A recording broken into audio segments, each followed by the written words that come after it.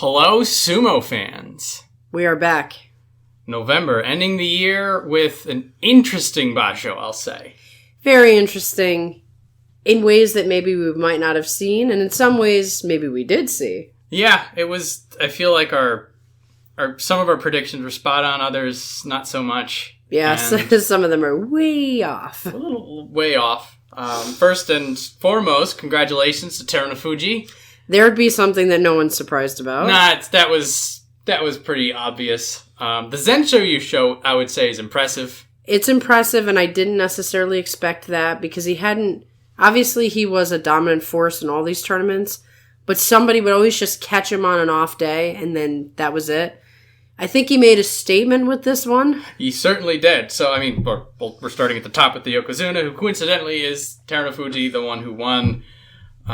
As you'd mentioned, usually somebody's sort of able to get through the armor. But this time around, he always turned it back around. And it was this weird, because he's slower fighting, because he's a lot more methodical, that it seemed that some people were sort of able to get their chops in. Daieisho had him this close. And then Terunofuji was just like, wait a minute. I'm a god walking the earth, and just like rips like 300 pounds of man across his body. A treat to watch, a dream to watch. It's like you said, it's like he found the answer. So he's fought enough of these guys enough times to know what they're going to do. And it's almost like he's like, let me take the assault. And he's already calculated how to counter it. Mm-hmm. So especially in that Daieisho match, you see that it was all patience, and a little bit of confidence that he could stand his ground. And when Daieisho least expected it, he was going to turn the corner on him. Yeah. So, that's what it takes to be the great. The great. The new great. Definitely the person who's taking the throne.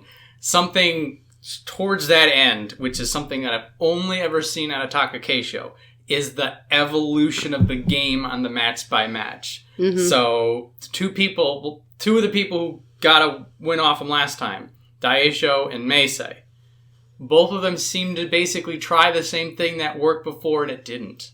He was ready for them. So this is a guy who is not resting, who, as we mentioned in the past, so I'll not belabor it, is fighting every tournament like it's his last.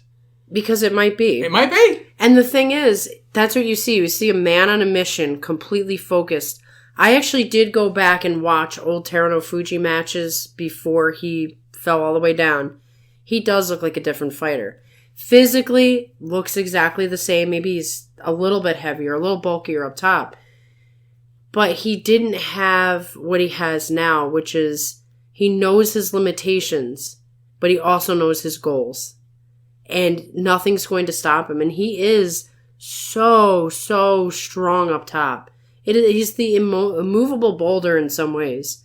And you get him all the way to the edge, and it's just not enough, as Takakeisho learned. Yes. So, in a way, maybe Destiny did him a favor by knocking him all the way down, because it forced him to evolve, for one. And for two, now he's Yokozuna in a time where there is no competition. He can run wild. He can, pile up those championships and make a real legacy for himself. Combine that with this crazy comeback story, and he's going to be a legend without ever being Hakuho. He's a totally different kind of legend. He's going to also bridge the gap between Hakuho and whatever comes next. And quite frankly, as people who were very concerned about post-Hakuho life, like, Terunofuji is that answer to the how are we going to handle this no Hakuho. If he hadn't shown up, boy. Oh, boy. It'd been a world of hurt. Because the truth is, we have high hopes for a lot of guys, but they're not ready. They're not ready for the big leagues, and here is someone who is. Yeah, and he just got ready real quick, and he's like, okay, I'm here, I'm going to win some tournaments. So that was really fortuitous. Very, very timely. So thank you, Terunofuji, for an exceptional story, a powerful tournament, and just putting everybody on notice. I do wonder, as Hakuho is standing on the side, what he's thinking in his head as he watches this Zenshoryu show. Is he thinking, I want to rip this tracksuit off and get up there? I think some part of him is glad to see it. Yes, because he can rest easy. Because, honestly, not to belabor the point, Terunofuji looks like an absolute monster. Beautiful monster. Mm-hmm. So, up next, Shodai, Ozeki 1 East, 9-6. So, we had mentioned going in that this was sort of Shodai's clean slate, his opportunity to prove what he's got. So, like, this is a Shodai, there's no baggage, there's no concern, there's no shadows. And 9-6. So, it's well, Kachikoshi is basically all we were hoping for him. A little better than that. There is the unspoken rule that you need 10 wins as an Ozeki to have like a true Kachikoshi. But the big thing for me is that we saw more good Shodai Sumo than we saw bad Shodai Sumo. And that's, so 8 of his 9 wins was like Shodai winning. And that for me is the improvement, because usually it was this mixed bag. Like some days Shodai shows up, he activates his anti-physics field, he just stands people up with the Tachiai, and you have no idea how he does it. Other times, he does the weird, like, Ed's flaily sumo that almost looks like Lux involved. And then there's, like, the Shodai's not home sumo. But now the percentage is skewing towards the Ozeki level Shodai. And there were a couple of matches I'm like, that's the guy. I found him. Yeah, it was interesting to see those really on days. And he had less, like, super off days. But what is telling is his match against Takakeisho, where he just got blown away. Blown away. And it reminded me of the old, like, I don't know, Goeido, Takayasu days. Like, he's good enough for now. Mm-hmm. You're sort of... I hope this is, because he did have progress versus going backwards. This is the start of someone who's going to put up 10, 11, 12 wins. But I will say that it would be nice to have him perform at a higher level, you know, just because we're dwindling up at the top. Yeah. So the pressure's a little bit higher on him now to perform, because there's less people to focus on. There is, I do feel that sort of the pressure of the lack of the greatest of all time that did crunch a few people. Mm-hmm. I was afraid Shodai would have a complete collapse. This showed that yes, he didn't. He actually exceeded my fears, and like you said, it's progress. So next tournament, maybe we see the Shodai who was so dominant to get to Ozeki. Yeah, that'd be nice. He's in there somewhere. So like, it's like, ideally we want that 11-4, 10-5 if you're having some trouble with it. Like if this is the best Shodai can do now, this kind of sumo, I think we'll be okay. Yeah. And like you mentioned, this is holding pattern Ozeki. This isn't Ozeki going up. This isn't somebody with an eye on the white belt. This is somebody who is good enough to be an Ozeki. For better or for worse. Is he the Mitakeumi of Ozeki? This is what the pattern would look like if Shodai keeps fighting like this. Right. He would be the again, the third best sumo wrestler in the world. Exactly. And we're nitpicking him. Who is holding down his job. Exactly. I mean, who am I to say? Exactly. So again, good stuff. The confidence and also the ability to rally back from losses. He lost his first match. That's usually a really bad sign. Him and Asanoyama have that same Achilles heel that if you lose early... It's like 3 losses in a row. So he shored that up. I would love to see him take a win off of Terunofuji. I think that would be a spark. He needs something like that. Yeah. Worth noting, he did not fight Terunofuji this tournament. That's true. And he fought him last tournament and got slammed. So, we're going to see him face him at some point.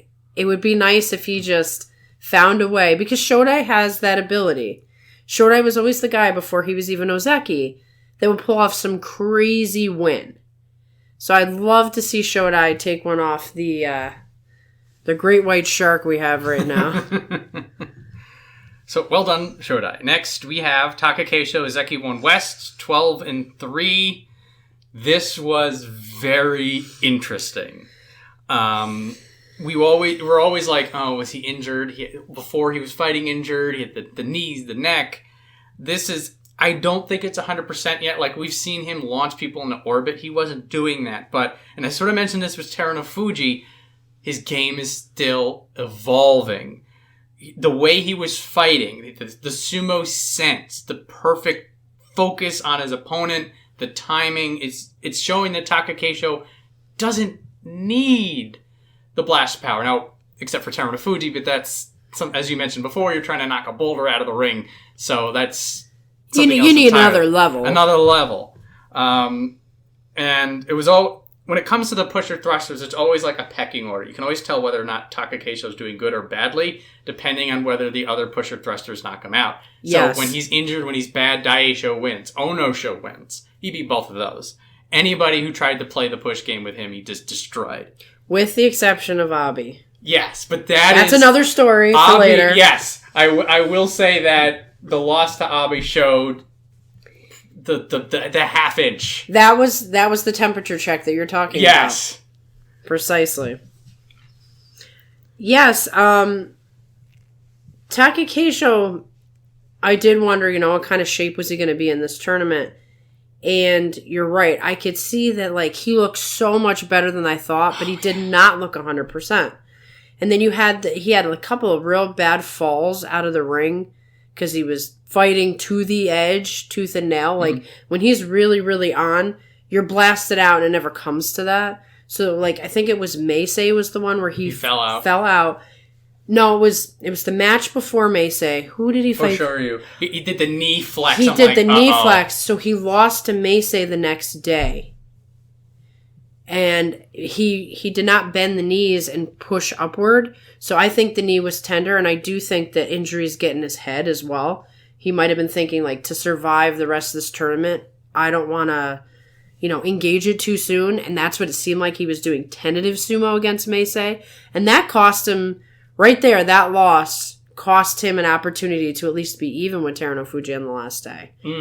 So just, like you said, these hairline moments for his game was what it took to keep him from, competing for another tournament versus, at least showing his Ozeki pride as you would. Ozeki pride. Yes. And the fact that he gave Terunofuji the business on the last day, win or lose, he had no reason to fight that. And in the past, Shodai's had that exact same fight, and he's just like, But why am I going to engage? Takakeisho's just like, we're going. I am taking dirt on you. Even if I don't get the cup, I'm going to make you look at that one.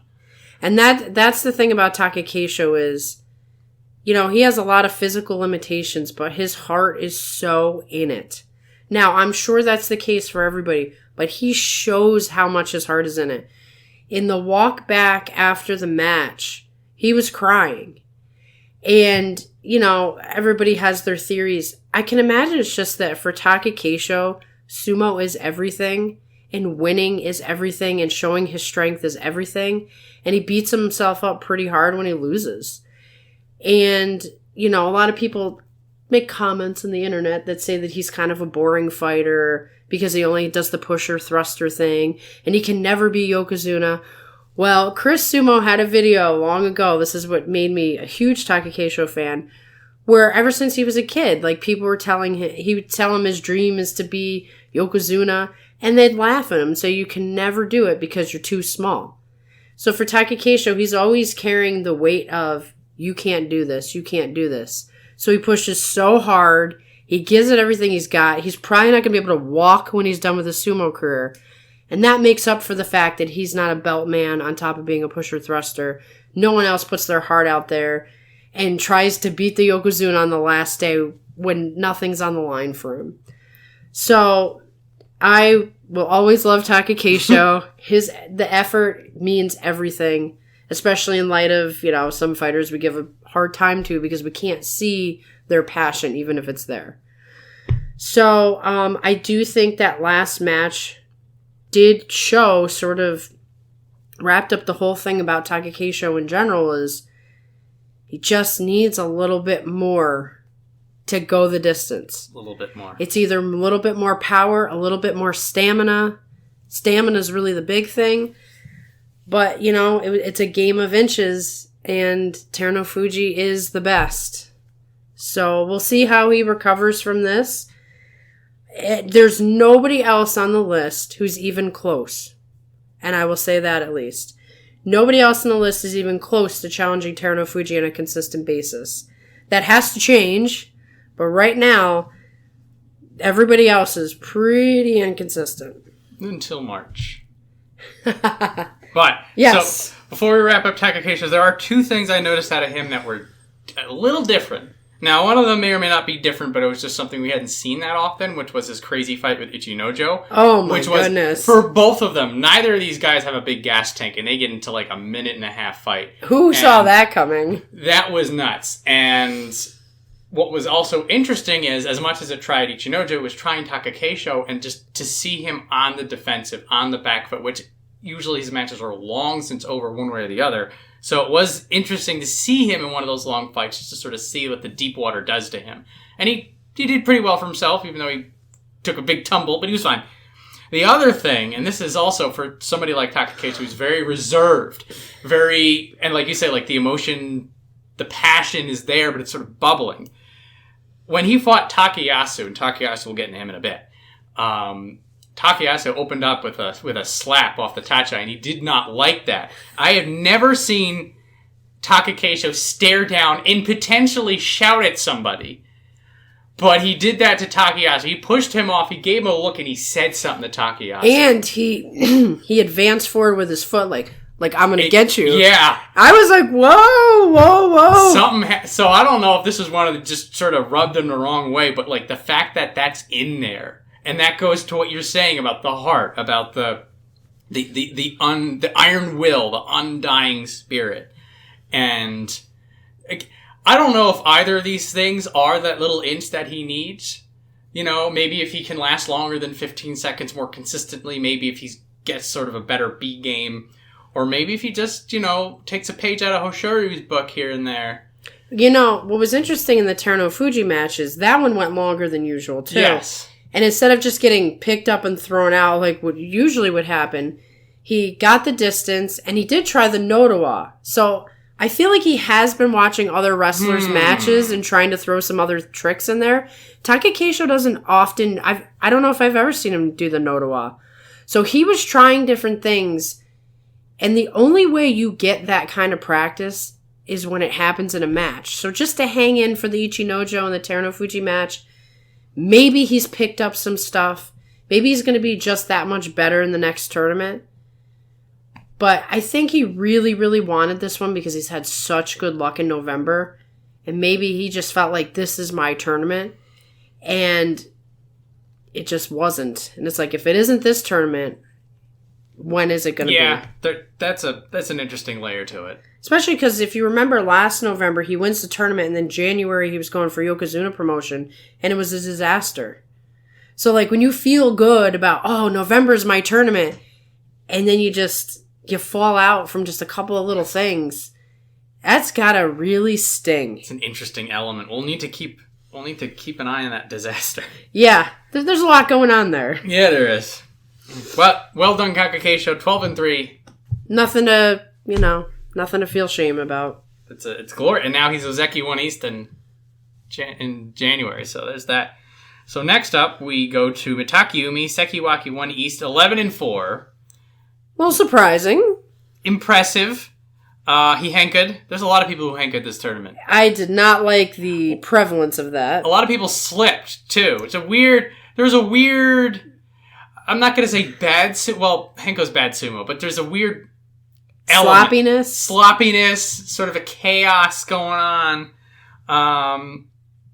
But what was interesting about Mitakeumi is there were a couple of fights that he was in a position that he normally loses, and he just dug deep and pushed. And then there were a couple of other matches that he just ran through people like they weren't there, and he was making his presence felt in a way that we hadn't seen for a little while.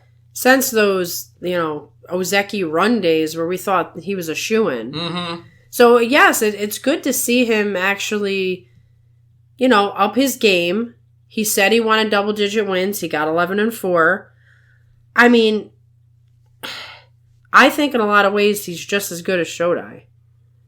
You know what I mean? Like, if Shodai can be Ozeki, why can't Mitakeumi? I mean, he has to put in the work. He has to...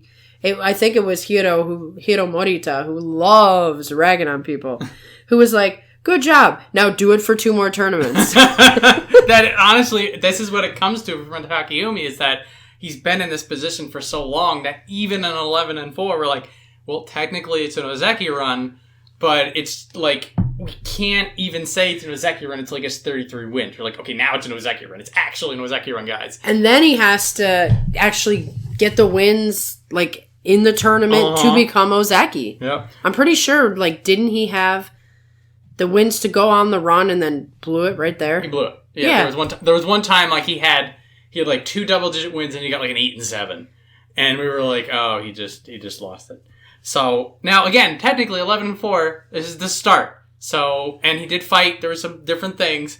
That being said, I did want to bring up something that we had discussed about Mitakeumi's Ozeki hopes when we were hanging out during the tournament, which is to say that Mitakeumi's best chance of becoming Ozeki may be defaulting. Yeah, and it's looking like a possibility. So the scenario is Terunofuji retires and Shodai falls out hard from being Ozeki. You have to have 2 Ozeki at all times. So if there's a Yokozuna and only 1 Ozeki, then the Yokozuna is the finger quotes Ozeki as well. Yokozuna Ozeki. But if you only have 1 Yokozuna and no Ozeki, or only 1 Ozeki and no Yokozuna, then you've got to put somebody in that spot. And since Mitakeumi just hangs out at Sekiwake, he may someday become the default Ozeki. I don't know. I don't think that's out of the realm of possibility. It's hilarious because there's no shaking him from Sekiwake 1 East. There's not. He does what he has to do to stay where he's at. So, I mean, it's going to be an interesting couple of years because, we'll get to these other guys, but the talent pool is just so inconsistent. They have such potential and they just can't even put 2 tournaments together where they look like the same wrestler. I do like what you said with Hiro, though. It's just like, good job. No, do it 2 more times. Exactly. That is Mitakeumi in a sentence. Yeah, pretty much. Well, Hiro is a big fan of Mitakeumi. He is a big Mitakeumi fan. So it's not like he said that out of, like, wanting to rub in the wound. It's like, come on, man, I'm a fan. He wants that more than Mitakeumi does. I think he does. But, again, double-digit wins. And this is, as we will be discussing soon, this is a very rough place to be when you have 15-0, you have 9-6, you have 12-3. There's not a lot of places to get losses here. Exactly. You've got to be the fighter that deserves to be Ozeki. And then once you're an Ozeki, I mean, you could just do what Shodai's doing. And just, apparently. Be good enough. So, next up, we have Meisei, Sekiwake 1 West, 7-8. I think that his fortunes have finally caught up with him a little bit. He's always had sort of the slips, the flails, sort of losing these matches when he could have won them. I think that was the deciding factor this time around, particularly when he was fighting Wakatakakage. Yeah. And the 2 of those have a great rivalry, but when he can't even get off the starter's block. And you can just tell, like, there seems to be a big difference in skill when you look at Wakatakakage and Meisei. And I think it is the things you're talking about. Like, he needs to tighten up. He's got all this energy and all this desire, and then it's just uncontrolled, chaotic movements. And that's why he slips and falls out and loses matches that he should win. Now, there's some in the sumo commentary world who don't think Meisei even belongs in this position. Well, with the state of how sumo is, maybe that's not really true. Maybe Meisei 5 years ago, unheard of for him to be Sekiwake, but right now he's what we got. I think he's at least good enough with the crop we have for now. Yeah, it's really up to everyone else at this point, because Meisei is, winning fights that he should, not so that she should be losing, but when he beats Takakeisho's mental concerns notwithstanding, you still beat... He still beat him. You still beat him. You can't take that away from Meisei. So here's a guy who can beat Ozeki, a guy who's already beat the Yokozuna, who is somebody who is nigh untouchable. So clearly he belongs in the top. But now it's the consistency. Now it's the, are you going to slip and fall while trying to turn? Is it the, somebody just tap you out? He gets that tightened up, it's a different story. Now, interestingly enough, with the 7 and 8, he may stay in Sanyaku. Yes. Both the Konosubis had disastrous tournaments, and Meisei, did he win on the final day? He did. So he wins on the final day. I think he made a statement that he belongs in Sanyaku. So I believe he will just go down to Komusubi. Yeah. So all three of the non-Mitakeumi Sanyaku had Makakoshi. So I can see him getting pushed down the Komusubi. The problem becomes that both Daieisho and Wakatakakage have 8 and 7s.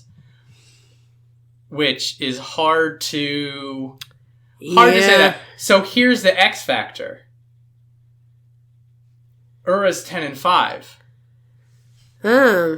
Now, Ura's also at Megashira 7. I'm going to be very interested in how they do this top bit It's going to be tricky. So if Tamawashi won the last day and he was 10 and 5, I think they would have given it to him. Mm-hmm. But he was 9 and 6. Still did great. We'll get to Tamawashi. Beautiful man. But if we look at the rest of the stuff, nobody here. Now, actually, never mind. Takanosho is going to take the 3rd spot. So this is the thing. So Takanosho is going to take his old Sekiwaki spot. So then the question is, will they give the second Komusubi to Wakatakakage, or are they going to give it to Meisei? Yes. And I would agree with you. I'd be inclined to think that Meisei 7 and 8 will get him to stay. Also, of the two of them, Meisei did not henka. For me, that's the winning factor right there. But there's a lot. There's a lot, and we have no idea what the inner workings and the inner discussions are like. But Meisei, I think Komusubi West will be for him. Okay, we'll see. We'll have to see. This Bonzuke will be very interesting. It'll be very interesting. There's a lot of pieces on this particular table that we're going to get into in January. But next up, we have Komusubi 1 East. Ichinojo 5 and 10. So you look at the 5 and 10 and you think, oh, that's pretty bad, but that doesn't tell the story. Be deceiving. So I looked up. We'd always talked about how we called him Snorlax because he was the big fat Pokemon who just would go to sleep half the time. Looked up. There's a Pokemon, one of the newfangled ones, Hariyama, who's just a big Pokemon who slaps people. Now now Ichinojo needs to be more like the Hariyama like we've been seeing, which is strong, aggressive, sometimes slapping people. He got air on Wakatakakage on the Tachi. I had never seen him do that before. He's definitely got a lot of new tricks that the Ichinojo that we've seen for years never had. Yeah. So I wonder what the training regimen is. He did fall back on his old ways a few times. He did. There was some lean fights. There was some pullbacks. There was some I'm not here today's. 2 matches for me was the whole story, and then the rest of it, who cares? One was that he beat Takarafuji in an Iron Man match, which I would never have predicted that. There may be something going on with Takarafuji. We'll get into that later, but the fact that you can beat the Iron Man in his own game when you're somebody who's not known for that is good. Yes. Secondly, he came a lot closer to beating Terunofuji than anybody would have thought. And that's another conspiracy theory that, now I would agree that just strictly from a spectator sport, Terunofuji has had Ichinojo's number. And Ichinojo's just never been able to get it together. But in this one, he goes after Terunofuji. He's aggressive. He's pushing him back. Terunofuji needs to go through his plan book. Yeah. Plan B, Plan C, Plan D. I'm watching this. The fact that he did it once, I'm like, oh, he's giving it a try. Then when they reset and he drives again, I'm like, what? I mean, he has all the components to be the guy who could beat Terunofuji. I didn't know what to say. I was watching this match. I was losing my mind. Could you imagine if he actually beat him? Oh my God. For a minute.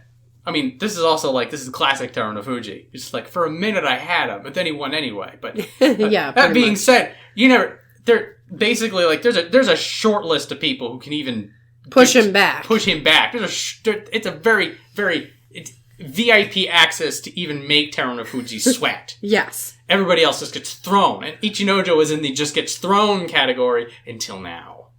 Yeah, it's very strange that he had some excellent matches and winds up with a 5 and 10. So it's, on paper, the 5 and 10, that'll knock him down a few pegs. I'm looking at this and I'm saying that 5 and 10 means nothing.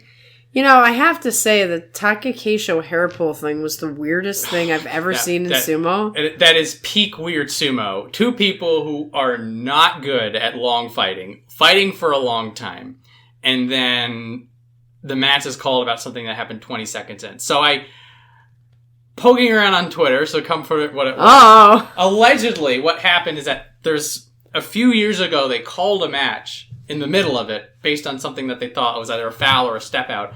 And it turned out that everything was fine. So they had to redo the match. So then the trend became, and again, it's completely hearsay, and I could have gotten this wrong, but if there's any sort of weirdness going on during the fight, they let the fight finish so that if the foul existed or if the step out happened, then they can reverse it. But if it didn't happen, then the match can conclude. So at least somebody has a resolution. That makes sense because I haven't seen them call any matches when something has happened weird. And I think there was a couple of matches in general in this tournament where it's like, okay, there's a mono-e for what? What happened? There are a couple of strange mono-es. There's a couple of matches that should have been mono-es. That weren't.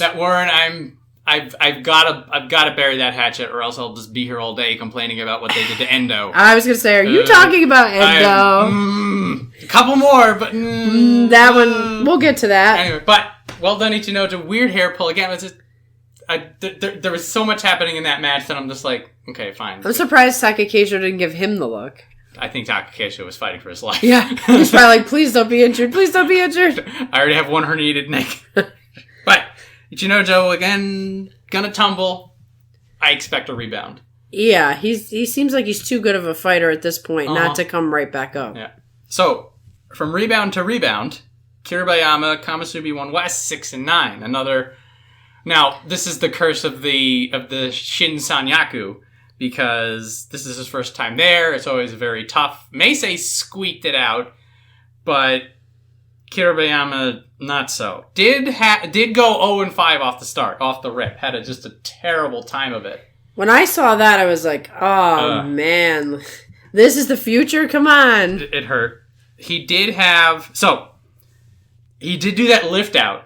That was super cool. I saw that and I'm like, you can lose out, man. I don't care. I'm like, how is he doing this? That's all I could think to myself is, he's a small guy. How is he doing this?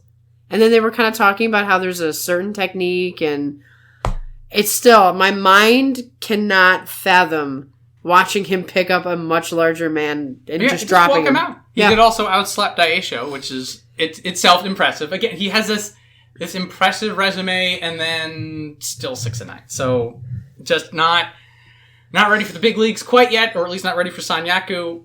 Both Ichinojo and Kiribayama, I expect them to just pogo stick right back up from this loss. Or they should. They should. That's the hope. So, next up, Megashira won East Daieisho 8 and 7. So, goes on a 5-win streak at the end to squeak by that Kachikoshi. Back in Sanyaku now, congratulations. It is, now we said this before, it's no less true. He's fighting his injuries as much as his opponents. You can tell the days that it clicks and the days that it doesn't. Because there'll be what I call the Yusho Daieisho, where he just knocks people silly. And then he has days, like when he got outstruck by Kiribayama, Okinoumi smothered him. Yeah. And Okinoumi, great tournament as well. But these are people that should not be beating him at his own game. Now, that final run, which did include Takayasu, which we'll talk about him, did include Onosho. Now, that's the pecking order, because Onosho has some issues to go. So, not a gimme 5 days, I'd say, but certainly not the hardest 5 days. Not the hardest 5 days. Now, in fairness, he did have the earlier parts of the week weren't too good for him either. Right. But I'm happy to see Daieisho back in Sanyaku. I don't know how long he'll last. He's a tough one It's tough. I think he's 30. I think he's or near 30. Yeah, I think the hard thing about pusher thrusters or just like the tough guys in general is that 29. Okay, so he's close. They have such a rough and tumble sumo that they're just going to always be injured and always be beat up, and it's not a durable style. That's why you'll see like the yokozunas are always the belt guys, the technique guys, the ones who have all these different tricks. Because it's impossible to stay healthy and be like a brawler. And Daieisho's a brawler. And so he's capable on his brawliest days of destroying you. But there's no consistency in it. Unless, his pain tolerance just keeps going up. Yeah, so Daieisho, he may be sort of in the same camp as Ichinojo, as Kiribayama, that they'll be sort of like revolving door in and out of Sanyaku. Don't know where Daieisho's ceiling is yet. Yeah, he could surprise us. If he can get a handle on those injuries, if he can get some sort of turnaround, maybe there'll be a second wind on him. I'm just happy to see him in Sanyaku personally. Yeah, he seems like he belongs there. He fights hard enough and is skilled enough to belong there. Just, can he stay healthy enough to stay? We'll have to see. But welcome back. So next up, Wakatakakage, Megashira 1 West, also 8-7, but as we discussed, not sure if his 8-7 is going to get him into Sanyaku, or Meisei 7-8 is going to keep him in Sanyaku. We'll figure that out later. Yep. I do feel that Wakatakakage was out of his depth a lot. So this could be the nerves. Maybe he was injured as well. But a lot of the fights that he lost to Terunofuji, lost to Takakeisho, lost to Takanosho, lost to Ichinojo. A lot of the people that are right in the mix, the people that if he wants to climb, he needs to beat. And now, all well and good to be like... So, Daieisho and Wakatakakage, very interesting dynamic there, because we look at Daieisho climbing up, we're like, we don't know how long this is going to last. We love Daieisho. He's still my dark horse pick. Mm-hmm. Just don't know what the longevity is in this. Conversely, Wakatakakage, we're looking at him like he needs to upgrade. He needs to be the future. We're looking at him as just like there's a version of him that's Yokozuna. So to see that 8-7, to see him struggle with those people. Now he did get 6 in a row. Like at the end of week 2, I'm like, oh, this guy's having a terrible basho. And then he gets Kachikoshi. So props to that. I'll say that. I definitely expected him to wind up with a 6-9 after the way he started. So he did rebound. But I'm going to be really tough on him because he's my dark horse. And I have no reason to think he has like an injury or anything. It's not good enough. Not good enough. We need the future guys. And he's my guy. I'm like, he's the future. And the future looks dark. Oh, future Henkas versus Daieisho. That, come on. Daieisho's going to do everything to come at you. That is like the sneakiest, worst thing. I think he's not ready. I think he could get ready, but he's not ready. Get ready. There's just a couple of those matches he gets. He gets one off of Shodai. He gets one off of Kiribayama. All of a sudden, it's a different story. So he's close. He's close. But also, and this goes into what we're saying before about the weird prospects, about there's no like meteoric rise, with one exception that we'll get to, of somebody coming up from the top that you're like, this is the guy.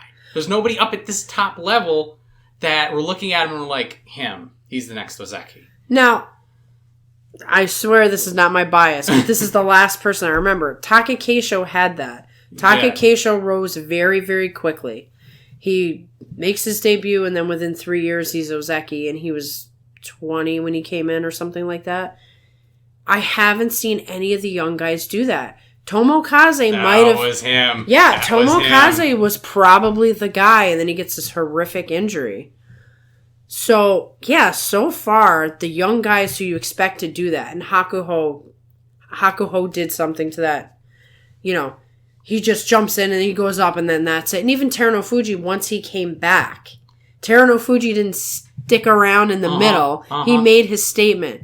Good wrestlers don't stick around in the middle for too long. Where is that guy? Where's the next young guy who comes up, makes a splash, Sanyaku Ozeki?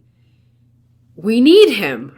Where is he? It's the case of momentum. There are some people that are rising up, and there are some people that they may get it. Looking at you, Mitakeumi, you may get it. But to have that shining star, you need to move so fast that everyone else looks like they're standing still. Which is what we really needed. We'll get to, but we really needed that from Hoshoryu. Yeah. Because he's the young guy, like the Hakuho entering, Takakeisho entering, like the guys who are stars at 19 and 20 are the ones that you expect to have greatness.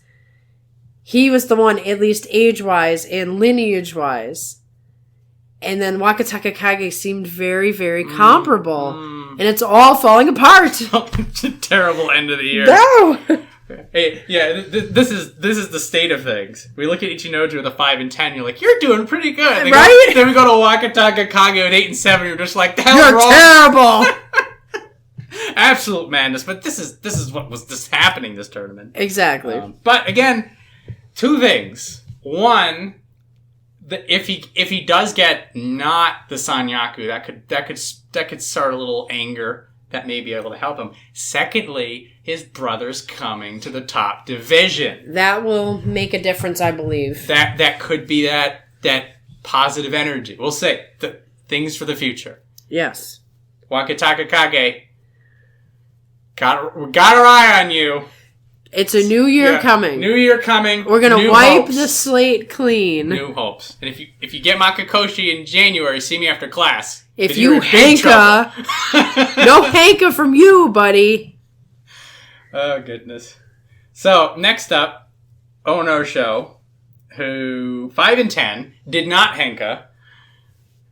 He had new belt energy. He had a real strong, like, Kool-Aid red. I love that red. Great belt did not help him. No, it unfortunately was like blood in the water or something. So this is sort of the problem when you have reading top to bottom records: 15 and 0, 9 and 6, 12 and 3, 11 and 4. Someone's gonna get run through that meat grinder, and Onosho was one of those too. So he does get a win off of Kiribayama. He does get a win off of Meisei, and he does get a win off of Wakatakakage. So somebody who is at least allowed to be in the mix. But a lot of Onosho's problems are his Achilles' heels, and it's just showing. It's not being as balanced as other people, and there's some momentum thing for him. So if he starts out the rip 3-4 wins, he'll get double-digit wins. And then if he starts 0-5 like he did here, then he's got to sort of rev that engine a little bit. Yeah, he's another guy where it means a lot to him, but he doesn't know how to focus it. The footwork is just shocking to me. It's like, you've been doing this a while. You know this is your weakness. Is it just like overexcitement? I don't understand what gets him, like, what mentally gets him into trouble. You can physically see the issues, overextending, slipping up because your footwork is not good, pulling it in opportune times, that sort of thing. Mm-hmm. But what goes on mentally? I would love to know. Someday when some of these guys are retired, I hope they write books. Because I'd love to know, like, what goes wrong? Is it you go for the Tachi and it wasn't a good Tachi and you freak out?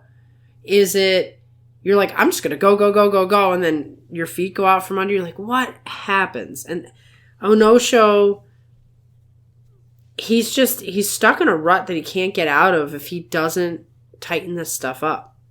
He needs a tightening. Him and Meisei. Maybe they should train together. That may help.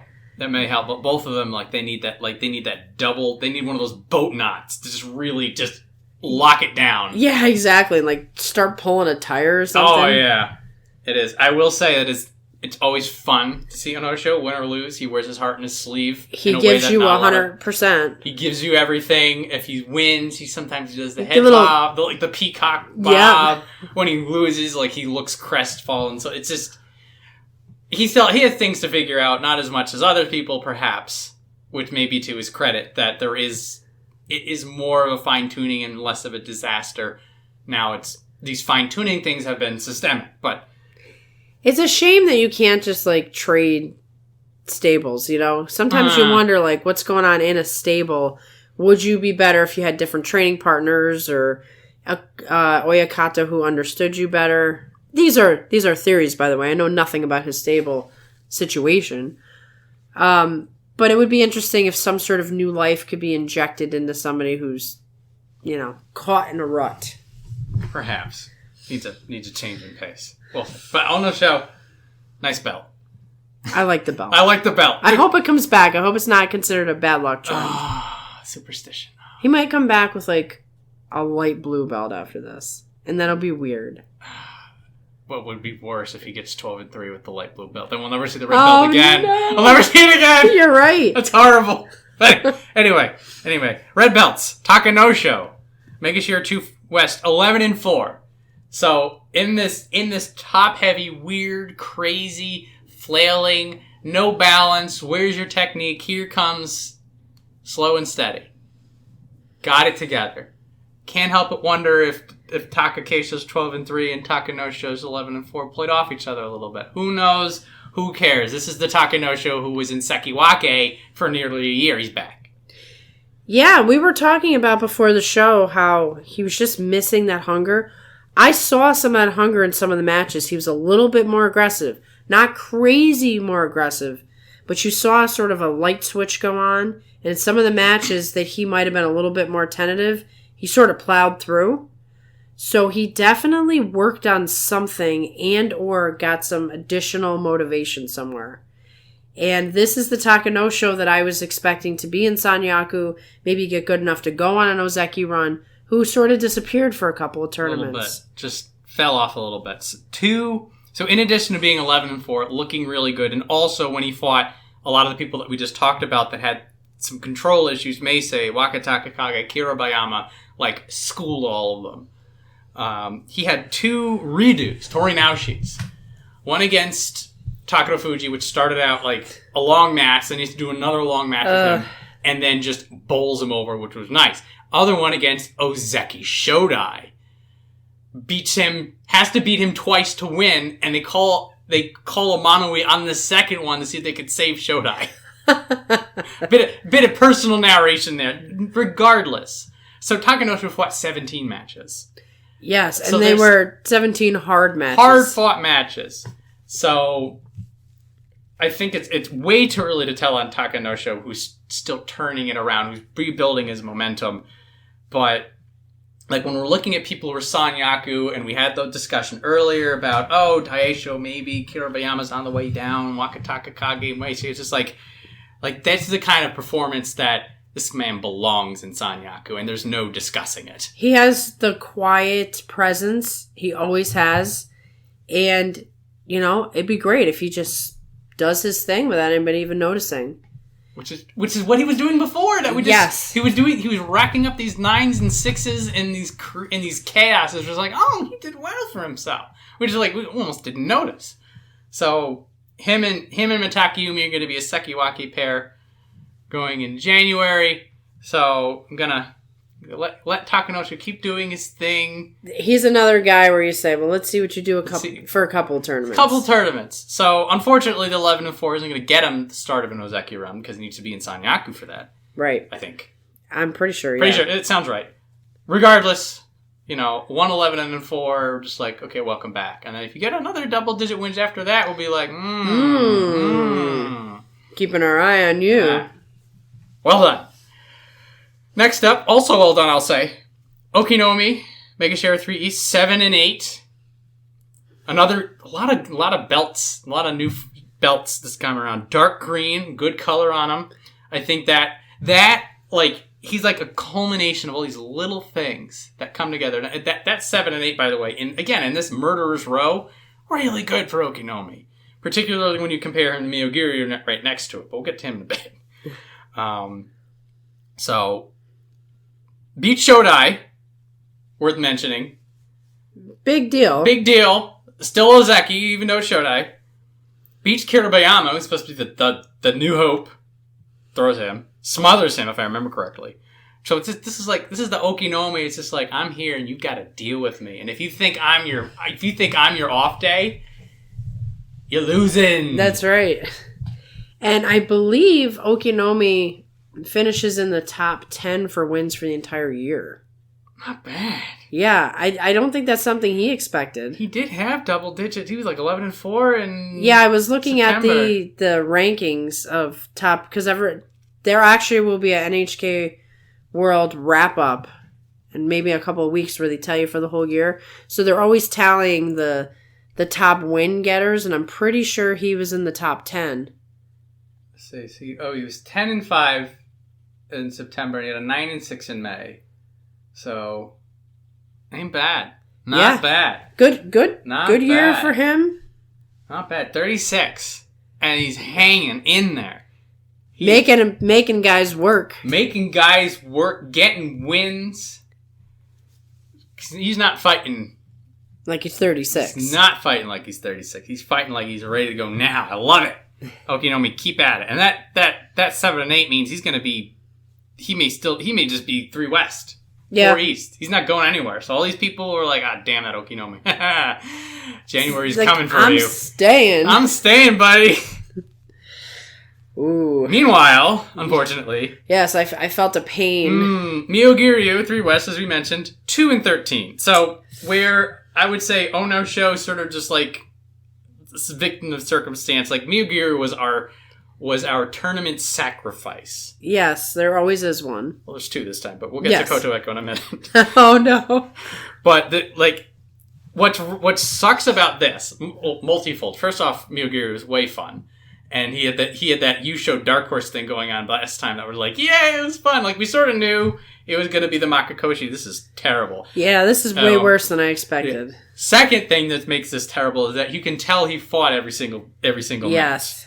So, well, he might have had good against Ichinojo, but he might have done like that hit and shift thing. That's not as bad to me. Not like, yeah, if you're doing like the bounce off for the angle, that's okay. But regardless, Ichinojo was not having it. And then the third problem is he got on some demo reels on the wrong side of them. He was the guy that Kiribayama left out. He had Endo going out. Endo does a beautiful reversal. We'll get to Endo in a bit. And he was just smashing Wakatakakage up against the ropes, and then Wakatakakage does his grit made of iron thing and reverses the whole thing. It's just like it all happened to him. Right. If you did a highlight reel of like all those guys fighting Myogiryu, they'd be like, wow, these guys must be like the most exciting fighters. What were their records? Myogiryu made them look very good. Yeah. But with that being said, he hadn't been up this high in a long time. It's been a while. So again, we were expecting a fall. We weren't expecting a cliff fall, but it might have been just a little too much. Might have been a little too much. So this is. There's been a couple of veterans who sort of did this, that they flew a little too Wait a minute. He said don't call him a veteran. I'm going to call him you now. 13. Sorry, 2-13. 2-13, I call you a veteran. Yeah, come back with a 13-2. I will apologize. I'll take it right away. I will apologize publicly. I'll get one of those podiums. Anyway, so bad news for Myogiryu, unfortunately. But again, like for me, the thing that mattered, particularly compared to other people, is that he fought with spirit. He was always there. He didn't phone it in. He didn't give up. He was trying. Now, sometimes you just, blast it off at the word go. But what are you going to do? He was there, yeah. I felt. And that's particularly when people are fading. Yes. That spirit is usually the sign. So, down but not out, I would like to think. A rough tournament, but not by any means the end of a career. Correct. We hope. Myogiryu, please. January. I'd like to see you there. So next up, Takarafuji. Megashira for East 5-10. This is the lack of fire that worries me. Yes. Now, some of this is textbook Takarafuji, that he just stands there, and it's like in those 80s fighting movies, like they get the big guy up, and then the action movie guy like punches him in the abs 20 times, and he looks up, and the guy's just like, pretty much. That's sort of part of Takarafuji's MO, is that he can take whatever you dish out, and then he just throws you. But there's a couple of times he did this zero offense sumo, that he just stood there and he hoped that the other guy made a mistake, and sometimes they did and sometimes they didn't. Yeah, I would say that signs of slowing down is correct. He doesn't look like the fighter he's looked like before. Could be an off tournament, but I really do think we're seeing sort of the slow decline, and then he's on his way out. I don't think it's like next tournament, but I think that we don't have him much longer. There is the elder stock consideration, so some guys stay in longer than they have to. He has a new child at home. There could be some mental wane, like, you know, I've done this a long time now. He's one of the guys in the older end. You know, he might be in it still for elder stock. He might still be in it because he loves the sport. But I definitely see, like you said, the spirit is not as willing as it usually is. Not to say he didn't have good matches. No, because he's a good wrestler, you know? Yeah, took one off of Mitakeumi. So one of Mitakeumi's off-switch days, Takarofuji was there for that. And so that... What a good light switch day. Yeah, it's a pretty good light switch day, yeah. And so this is... I would say this is a keep an eye on. This is a... Not on the warning list, on the watch list. Yes. And then in January, if he gets an 8-7, a 7-8, we're like, okay, he's back to normal. Everything's okay. But if he gets another 5-10, you're like, ugh. Right. I don't know. We're gonna be watching a demise here. But we like Takarafuji, so you know, just do what's best for you. Yes, whatever you would like to do, yeah. We hope that you are able to do that. Yes, achieve that particular end. So next up, Endo. Megashira 4 West. You see 8-7, you say classic Endo. I say not classic Endo. I agree. This is maximum effort Endo. This guy has been hanging out with us for most of this year, and it has just been delightful. Now, it's to see him show up for almost every fight is like this. It's like when you have dessert and then grandma comes out with like more dessert, and then you wonder if like this is like some test and you're getting in trouble for having too much dessert later. But then they're like, no, grandma just made extra. You're like, yes. Exactly. Yeah, Endo looks like a totally different fighter now than he's looked in the past. I don't know if that, you know, tournament with Terunofuji where he was so close just gave him that extra spark that we're always talking about. But that day one disaster, the thing about Endo is he is very much in his own head. And when he lost the way he lost on day one, it just was a bad sign for things to come. So he did turn it around. He did turn it around. Day, so hopefully this was something he was able to put in the past. He's also one of the few people to like decisively beat Ura. Yeah. That was a very exciting match because you have two of the most technical guys. Yes. It was that staring at each other and you're like, there's like 1,000 calculations going on. Yeah, and you're like, who's gonna strike Who's first? Gonna get it? Who's gonna get it? And then as there's a strike, there's a counterattack, and it's like, this is what sumo is made for. Yes. He also destroyed Shodai. So Shodai does his anti-physics. I love watching this because it's like, I wonder if this is... Because in the past, Shodai, sometimes he'll just blast him out. And so I didn't know how this was going to pay him. But Shodai does like the anti-physics like stand-up sumo, and Endo's just like, I'm going to take your belt, and just walks him out. It's like, oh! That was pretty funny. Oh, man. So Endo, this is the Endo, and we've harped on about this forever, that we knew there was an Endo inside that had this fire. And now, again, the 8-7 is not decisive. He's not going to make any tracks, but like this is like inevitable success. It was a guy who could have like let this tournament fall apart after some bad luck, and he just wouldn't allow it to happen. And the Endo of the past, I don't know if he would have, but alternate timeline Endo is a Yokozuna. Yeah. So I just keep hoping we get to see something, even if it's like, you know, Tamawashi when he won his first Yusho at, 35 or something like that. Someday we're going to get a tournament where Endo wins, and it's going to be like the best sumo he's ever done. We see stuff like that. It gives me hope for Endo. I really wish like he was the next guy who we really thought could be Ozeki. He has everything it takes to be Ozeki, but nothing ever got put together. So I just hope one day that whatever the curse is, it breaks, and we see Endo actually perform where he belongs. He belongs in Ozeki. He belongs in Yokozuna. Just Take the hex off. Yeah, he's on his way, I feel. He's fighting the ancient wards placed against him. Yeah, right? Fighting him. Keep the fight, Endo. So, it is going to be a weird one. Weird. Takayasu, making sure 5e 6 and 9. Takayasu's never been weird before. But this stalemate Takayasu, I have nothing on this. It confuses me. It perplexes me. I didn't feel like I was watching Takayasu. It wasn't. It was like a Quantum Leap episode. Yeah, did somebody take over his body? Scott Bakula just went right into Takayasu for half the tournament. And he's like, wait, I'm a sumo wrestler? Oh, no! What do I do? Oh, let's lean on this and figure it out.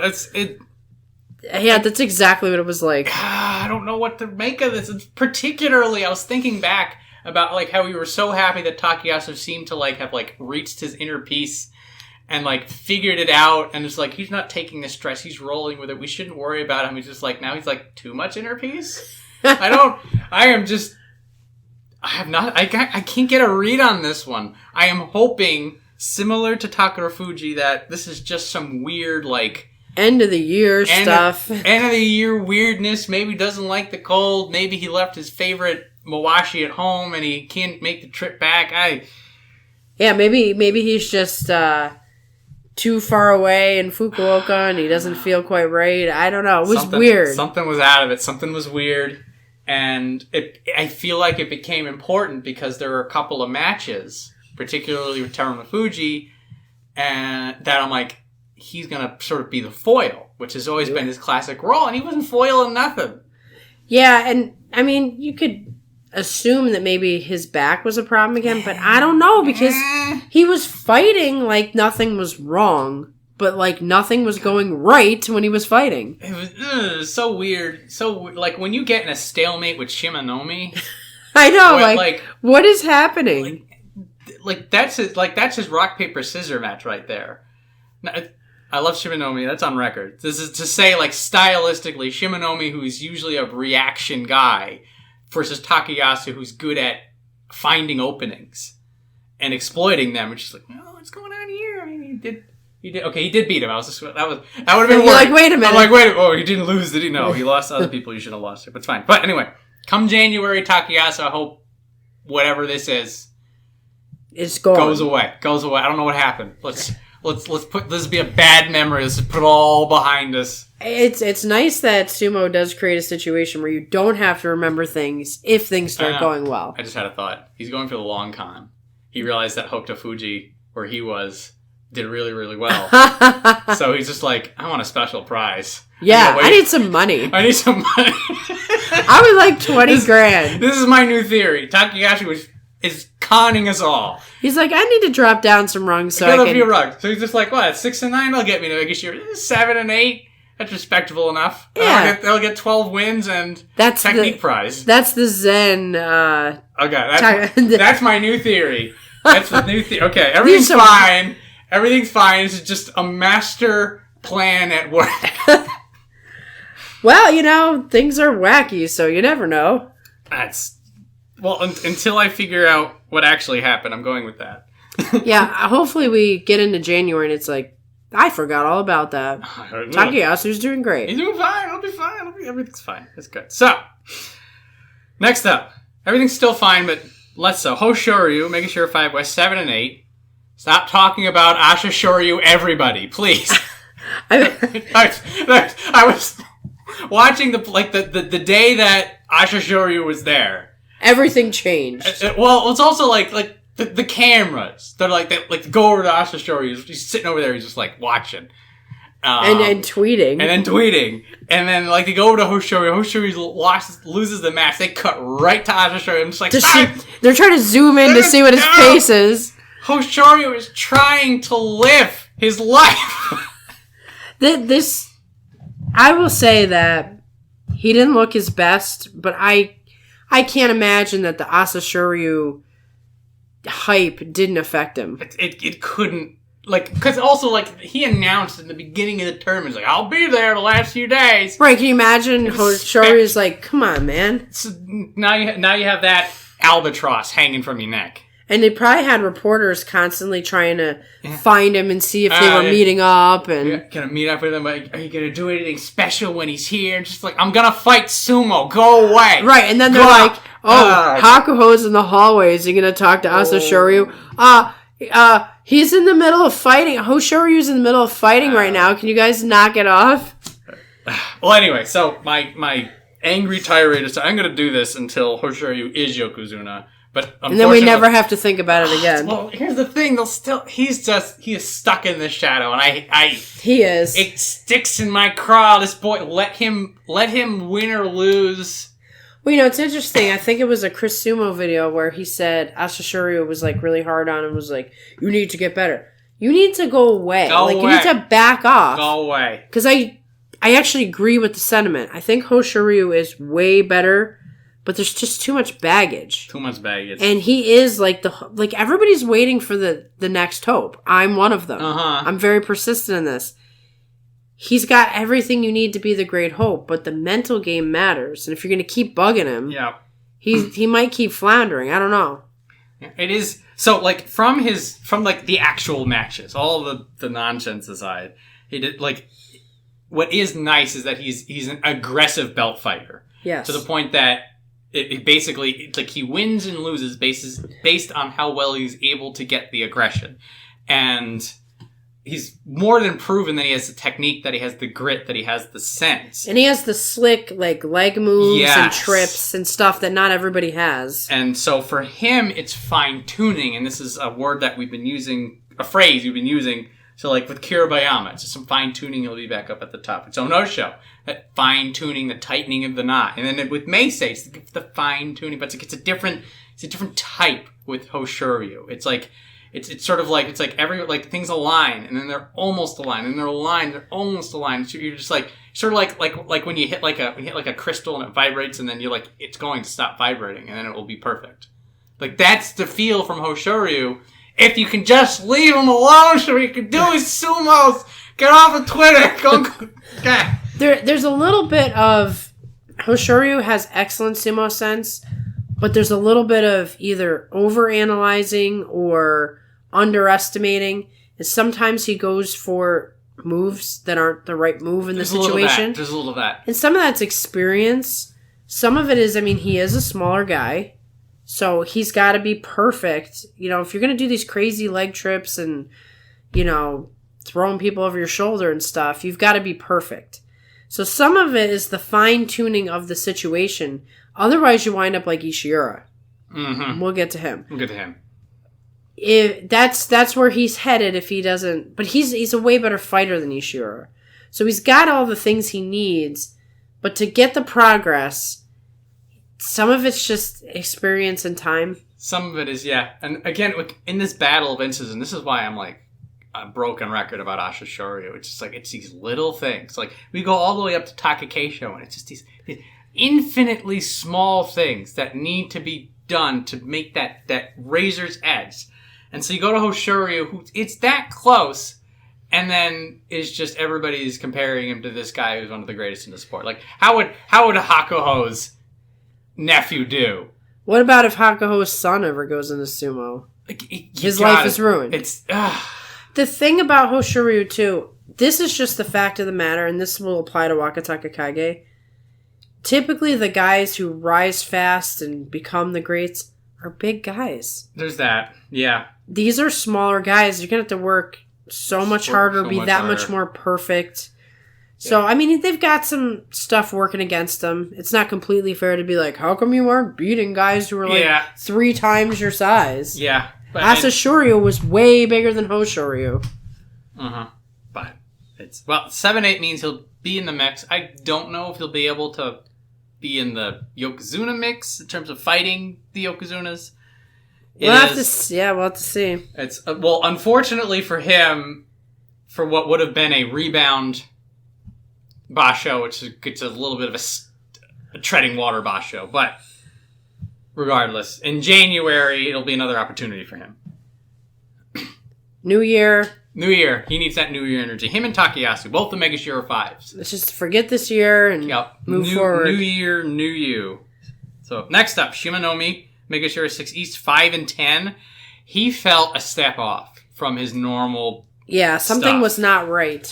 It was, so Shimanoumi sort of already, now this is also what's interesting, he went 0-5 and 5-0 and 0-5. That is Very like perfect symmetry right there. Very streaky, which is interesting. So he's always, and I was mentioning this before with Takayasu, he's always somebody who doesn't dictate the pace, but he's able to react really well. And to the point that he beat Terunofuji famously back in the day, just from that edge of ring grit. But it felt like it was like he needed a little bit more, that he needed a certain pace dictated to him, it felt like. So I'm noticing more bandages on his knee. Maybe that's what's going on. I did think that he was probably injured because he seemed slower. He was a little slower, a little bit not as strong. That is the injury thing, or just, I don't know, maybe his stomach bug or something. Right, like there's wear and tear that goes on beyond the injury. Whatever it was definitely, he wasn't there like the way he's usually there. Yeah, which is, for somebody who's like high defense, if you don't have that all there, then it's like you're just going to get torn down, and that's sort of what happened to him. But did really well against Tobizaru. I'll say that. That was an on match for him. He just went after Tobizaru. He's just like, you're gonna stay put, you monkey. He saw the right kind of energy for like pouncing. Yeah, it was whatever that was. That match, he's just like, not this guy, not this day. Just went after him. So props to that. And Shimanoumi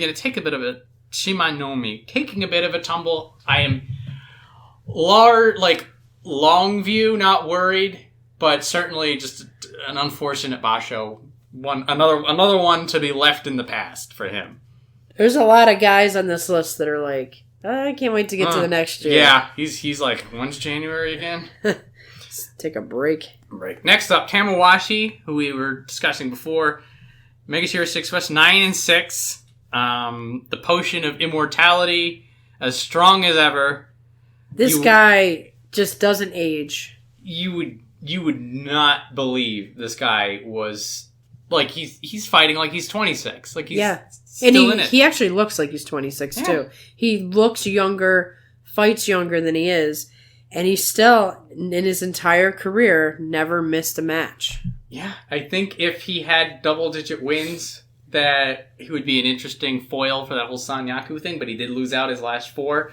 So, of note is, the only time he really, really lost is when he was outfoxed or outgunned. So if you could sort of run around him a little bit, you could win. If you're one of the few people who were stronger than him, you'd win. They threw him Shodai near the end. Well, I guess he's in range of Shodai, but... whatever. All in all, good. Also, when you hit the top, 8, and you're a veteran and you're doing this well, not bad. I think when we talked about Tamawashi last tournament, when I think he was 5-10, and we'll be like, oh, he'll fall down somewhere, and then it was 6-9. So you're like, oh, he'll fall down, and then he'll hit to a point that he'll do right as rain, and that's exactly what happened. So right, and he's only down 2 rungs from where he was at. So it shows you that, he's still able to compete with the best of them, really. Yep, there's no moving him. So bless you, Tamawashi. Keep that Nodowa strong. That Nodowa, freaks me out. I feel like he's really going to rip a head off one day. Maybe we'll see it. So next up, Ura. Darling Ura. Making sure 70's 10-5. Okay, so who is not on the Ura hype train? I want names. I'm going to throw you on the train. What is there that we need to do to convince you to get on the Ura train? Ura is... It's funny because now we've had a couple of tournaments with him. Ura is one of the more exciting wrestlers that we've seen in a long time because he's got a couple of things. You don't know how he's going to beat you. He can make that Kataskashi happen out of nothing. And yet he's also big. He's not this little tiny guy. He can make a mistake and still, turn it around and still beat you. His durability is a secret weapon. The fact that, he doesn't look sturdy. You look at those knees, you're just like, oh, you're creaky. But then, you crack him, he's just like, eh. He's like Gumby. You you bend him in all these different directions and he still gets up. And then he's like, oh, well, that was kind of crazy. Yeah. He did all of it. He did swing downs. He did leg picks. He did the arm pull. He did that. He was the one who did the cool trip on... Oh, that might have been Tobizaru, actually. But lots of technique prize. I was going to say, he won a technique prize. They finally gave it to him. So the double-digit wins at Megashiura 7 is going to put him in the mix. It is. He's going to finally get... Now, we did get to see him fight Terunofuji once. Very entertaining. I think... I don't know. Terunofuji is very difficult to beat, but Ura is one of the guys who could pull a crazy fast one on him.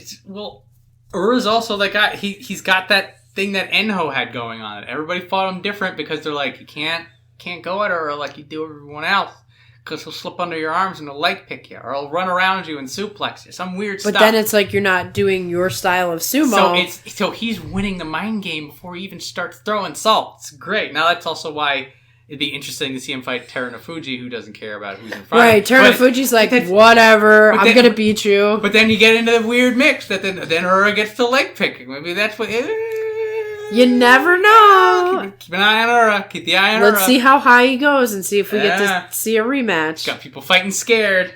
You fight scared, you're already going to lose. I don't know. Ura bless you. Although I really don't want to see Ura fight Takakeisho because I actually do fear that he could pull a fast one on Takakeisho. Leg pick. No! Leg pick! I don't want to see it! No! Well, it's leg pick or kataskashi. You gotta pick one. He probably would pull a kataskashi on him. I could see it. Because Takakeisho's the pusher thruster. So if Takakeisho doesn't launch him, he could pull his little swing around his arm and... But we'll see. We'll see. I don't want to count. January tournament. Yes. Ura versus Takakeisho. Ura versus Terunofuji. Ura versus Shodai. Oh, versus Mitakeumi. Ah! It's going to be fun. Already looking forward. Thank you, Ura. For exciting us. Exciting us. When the cold darkness of January reaches... When everybody's like, I hate life. Because it's January. And then Ura's going to show up with his bright pink belt and do some crazy moves. And we're going to be like, yay! Life is good again. Beautiful. Ura, beautiful.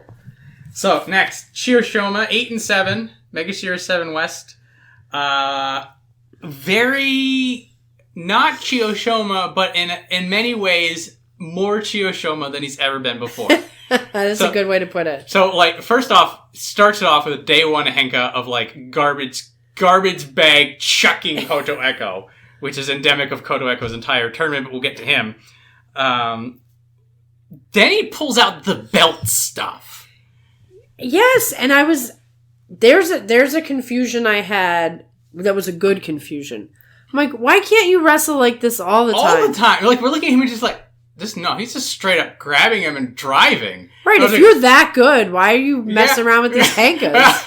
Because it was... Every once in a while he'll grab the belt, but it's always after his bag of tricks is exhausted, and so it always had this feel of desperation almost. Yes. That he's just like, well, I just got to do the belt thing. I'll see if I can remember it from 10 years ago. But right. But this time it's just like, you, me, your belt, and I'm just driving you with a yorikiri like I'm Takayasu. Yeah, I was wondering, okay, so what happened to you where you decided to become a different fighter than I? Maybe he's always been this fighter and I didn't see it? This is the thing that for somebody like Chiyoshoma, who's got the bag of tricks, who's the wily veteran, it's hard to say the old dog learned a new trick. It's more like the old dog remembered a trick from back in the day. And said, let's try it out. And is really damn good at it. Yeah, so we might be seeing more of this in future tournaments. So and the 8 and 7 means he's going to be right where he is now, which means that he gets another chance to do more crazy belt stuff or more Henkas, or maybe going to be running circles around people. I mean, worth noting is that it's, as is usually the case. Actually, hang on a minute. Yeah, he lost to Hura. Lost to... Did he not fight Terutsuyoshi? Oh, interesting. Didn't fight Terutsuyoshi this time. I always like the fox fights, the wily fights. But Ura had issues with. The Tochinoshin fight was really weird. Yeah, this was opposite day This is where, like, when you start bringing up all these different moments, why this tournament was weird. Weird. So you see Chiyoshoma versus Tochinoshin, and Tochinoshin henkas, and then Chiyoshoma goes for the belt. What? Like, what is the world? What? I'm like, is somebody, like, playing a prank today? It felt prankish. There's a couple like comedy events. So there were some comedy sumo going on. When we get a little bit lower down, that was one of those things. But well done again, Chiyoshoma. Well done. Love the belt stuff. It'd be nice to see more. Yeah, nice to see more. You know, still be weird. Wouldn't be Chiyoshoma if you're not a little weird. He even has the fox face. Yeah, it's there. It's like you can tell. Like he's capable of doing anything. Here to stay. Very good. But Kotoeko, as we mentioned before, Megashiri East 3-12. So him and Myogiryu are two peas in a very tragic pod. And they're The downside with Myogiryu, we've seen some good stuff from him. Kotoeko has not had a good run in a long time. And this is the feeling that I keep getting. It might be completely wrong. I'm just giving commentary, opinion. He just doesn't seem like sumo is right for him. He had a 9-6 in May, and that was his best record of the year. There's just something about when he gets up there. He's got the muscle, and he looks like he's got the technique, but everything goes wrong, and it just, like I said, I don't know, it just feels like sumo isn't right for him. What was really tragic for him is that he never seemed to be in control of the match. And here, even when he won, so like when he fought Terutsuyoshi, he just now, in fairness, all props to Kotoeko, he read Terutsuyoshi off the tachiai and knocked him down. But at the same time, maybe it looked like Terutsuyoshi slipped a little bit, but like regardless, like that wasn't Kotoeko winning because Kotoeko did that small man, big man sumo that we liked. It was Kotoeko winning because the other guy screwed up. Exactly. And that's what really hurts about this, is that it felt like he was getting it back together, and then he was slipping, and now this is a huge fall. I don't know if, like, being in front of the home crowd actually really affects him. You know, maybe that's it. Maybe he had all this extra pressure. But I don't know. I mean, it's a shame that he fought that way in front of his home crowd. It's rough.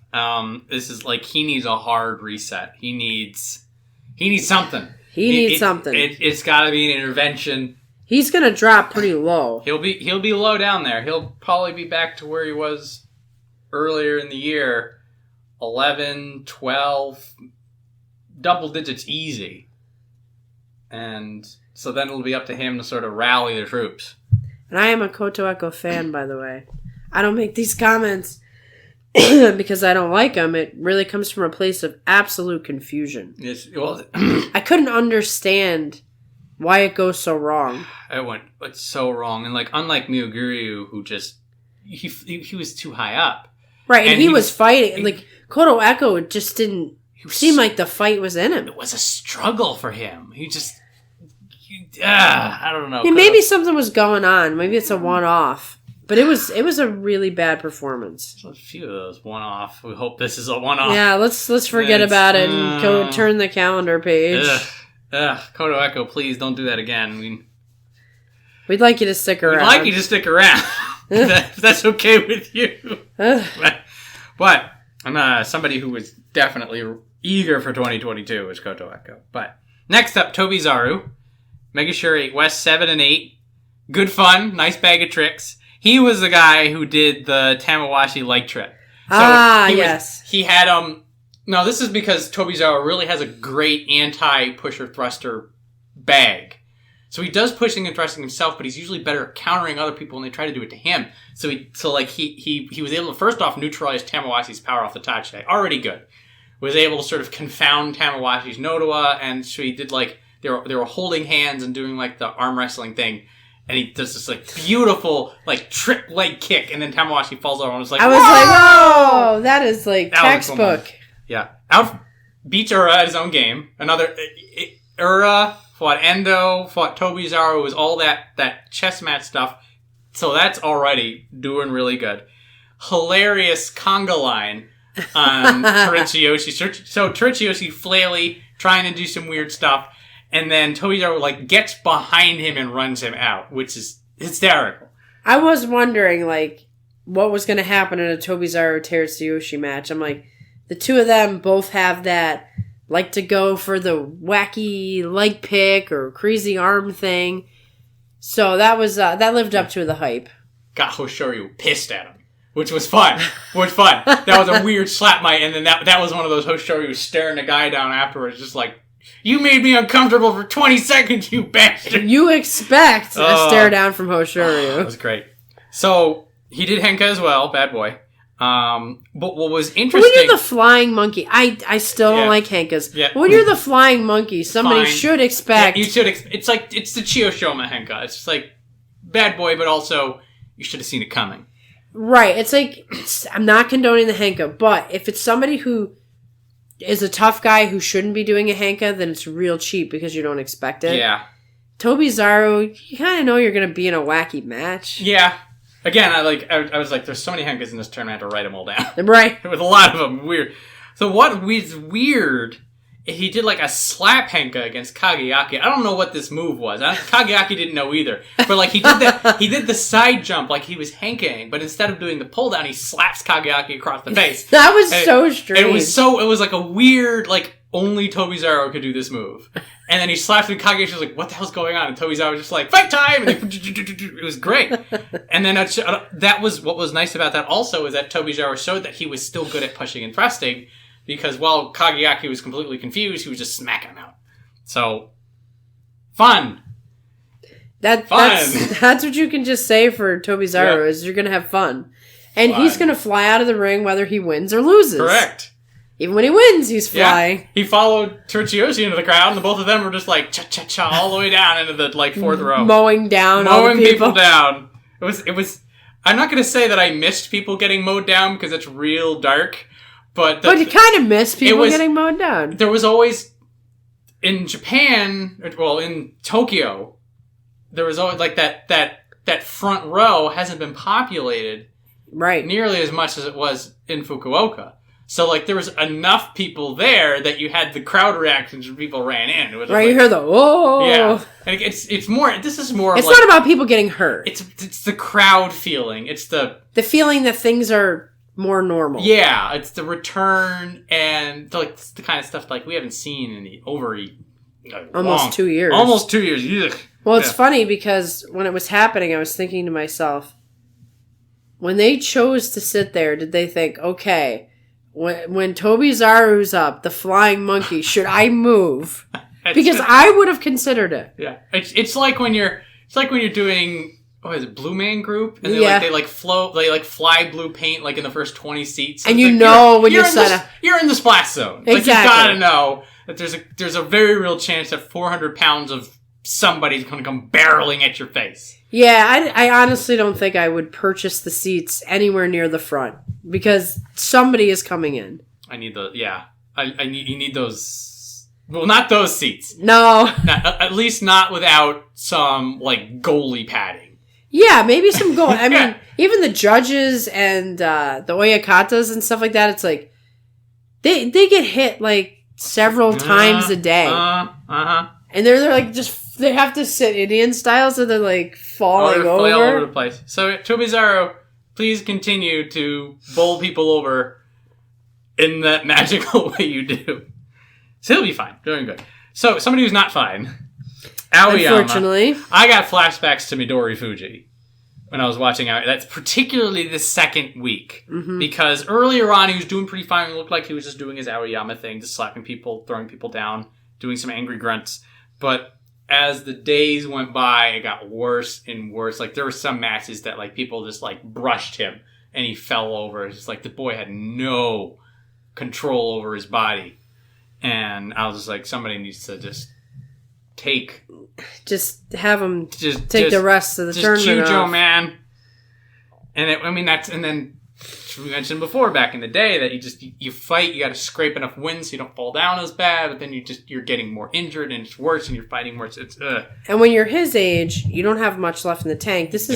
I'm also thinking of like Koto Shogiku, where he was really hanging on at the very end because he wanted it. He wanted it. And he was very close to like going for this record, and then he just gets injured the tournament before he could get the record, and it's like, it's done. It's done. But and Aoiyama is not a Japanese citizen, probably going back to his home country. Mm-hmm. So he's going to fight tooth and nail because once it's over, it's over. It's over. I can see Aoiyama like scraping by Injurio if it comes to that. Now he might. For various reasons, he is absolutely safe this tournament. And we'll get into that when we get to the bottom of the list. We talk about Juryo. Yes. But 4-11 means he's taking a tumble. And if that injury is persistent, that's not going to be good news for January. It's a yellow flag. I'm not going to call it a red flag because this has happened before and he's been okay. But it's not it got a bit rough there for us Aoiyama fans. Yeah. See him tumble like that. But especially when he's capable of the reverse score, 11-4. He did 11-4. I think he did that in March. It was great. But anyway, Aoiyama, I wish you good health. Ganbare. Eat some extra Christmas. Do they do Christmas ham? Oh, they do KFC for Christmas. They do KFC for Christmas, and then New Year's is a big deal. They get all kinds of special food. So, in time for the tournament, hopefully you get some nice New Year's soba noodles. Aoiyama needs the Christmas spirit. I feel that. He needs it. Next up, Hidenoumi, Megashira 9 West, 8-7. I feel like this is like Hidenomi's finally hit his balance. So we're always I was always where does he belong? Where does he belong? Also, I know there's more in there. I know we can see it. It's like I feel like we saw all that Hidenoumi has to offer, and what he has to offer is put me at Megashira 9 West because I'll be perfect there. Also, he'll be right next to his brother. I was going to say his brother's going to be 9 East, and he's going to be 9 West. Or amusingly, maybe he'll be 9 East, and Tobizaru will be 9 West. Will be the first time he laps his brother. Interesting. Fun. But Hidenomi's his power, also the way that he weathers storms. So people are pressing up against him, a lot of power coming at him. He's like, big deal, that's right. So he has a nice durability to him, and then throws people, and also gets really mad at Kageaki for bending his elbow. Yeah. There's at least 3-4 real good death stares. I'm gonna say there was the Hidden Beast came out. I didn't know Hidenoumi had it in him. Yeah, well, on the replay, they bent the taped elbow. Yeah, and it was one of those trying to do the arm lock throw bends. So it was really awkward. They did it to Ura too, but Ura, there's no. He's Gumby. Yeah, he's just a happy cloud. Yeah, there's no making Ura mad. If Ura gave you the stare down and be like, okay, I'm not gonna watch sumo anymore. It's getting too weird. You're gonna get knifed if Ura gives you the stare down. Yeah, right?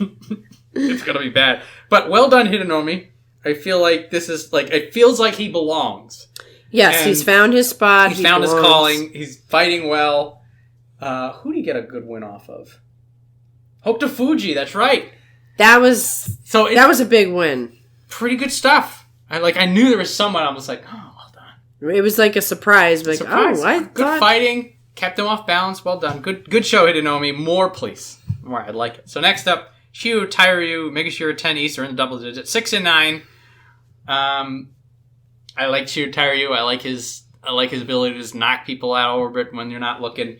His push-pull sumo has been his push-pull sumo forever. He did though, losing weight, dealing with COVID. He equalized out, and now he's right back to where he was, for better and worse.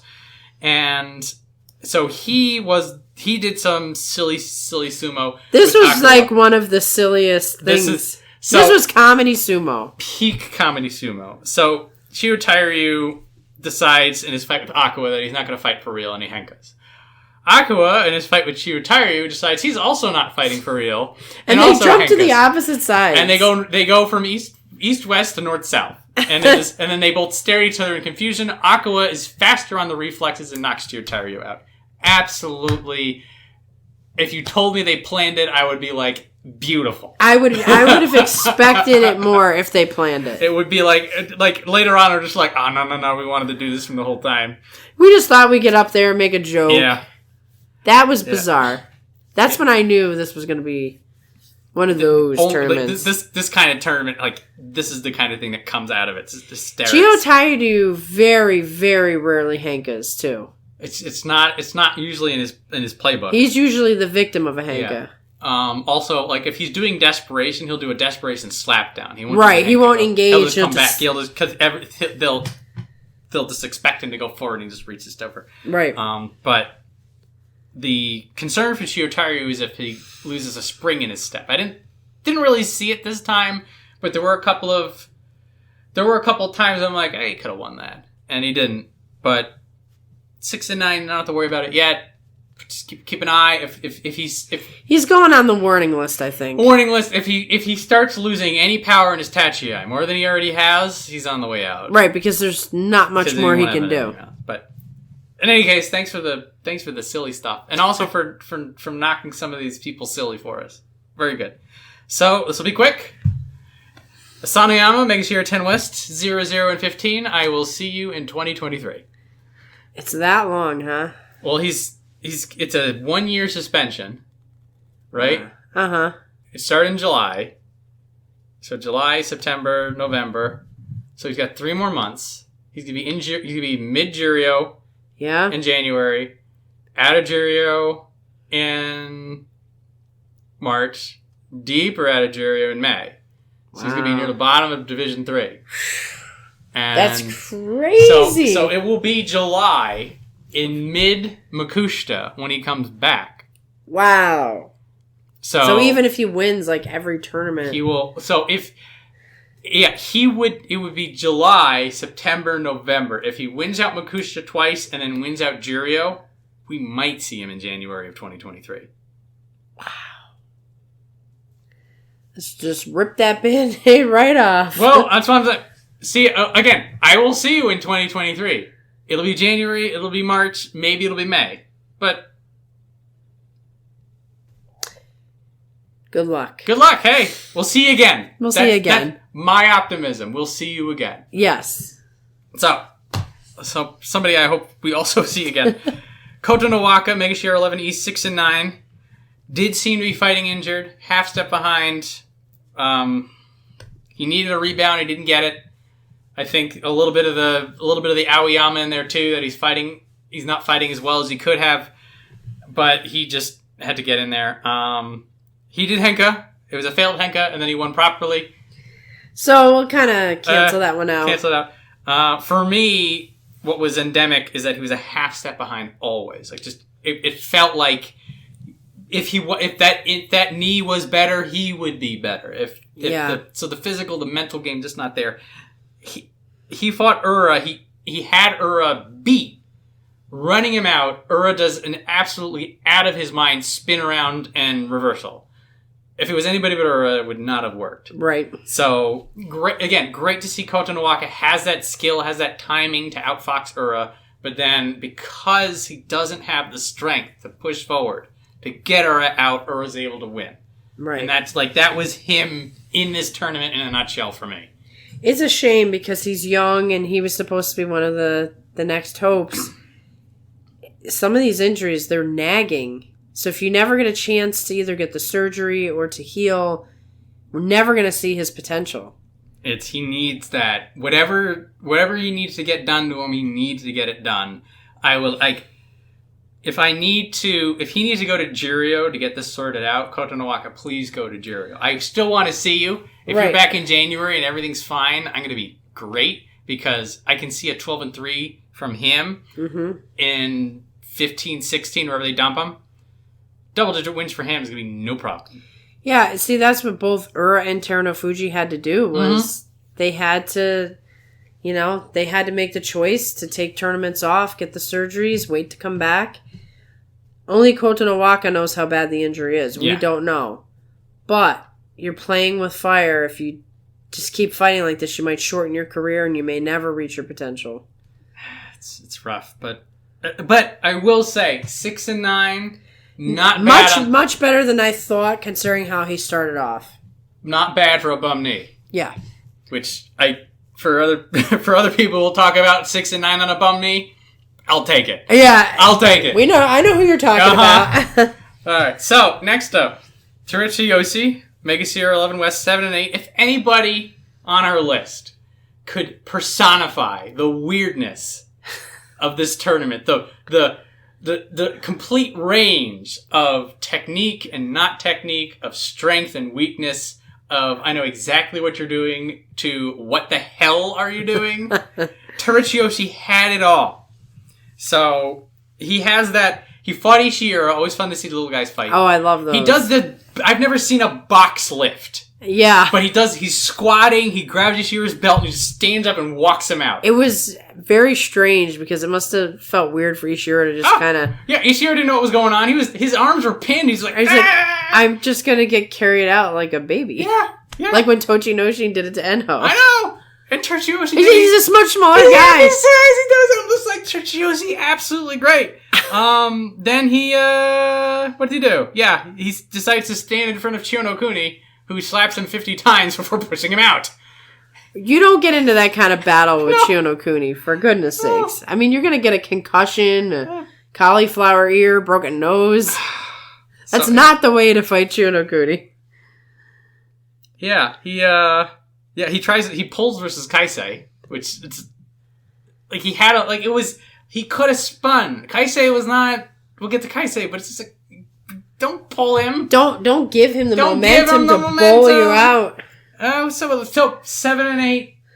I'll say he did well enough to survive. Did well enough to survive, but oh my God, Terutsuyoshi! Like if you were any more chaos, you would. It's a good thing he doesn't have an uncle like Hoshoryu. Oh God!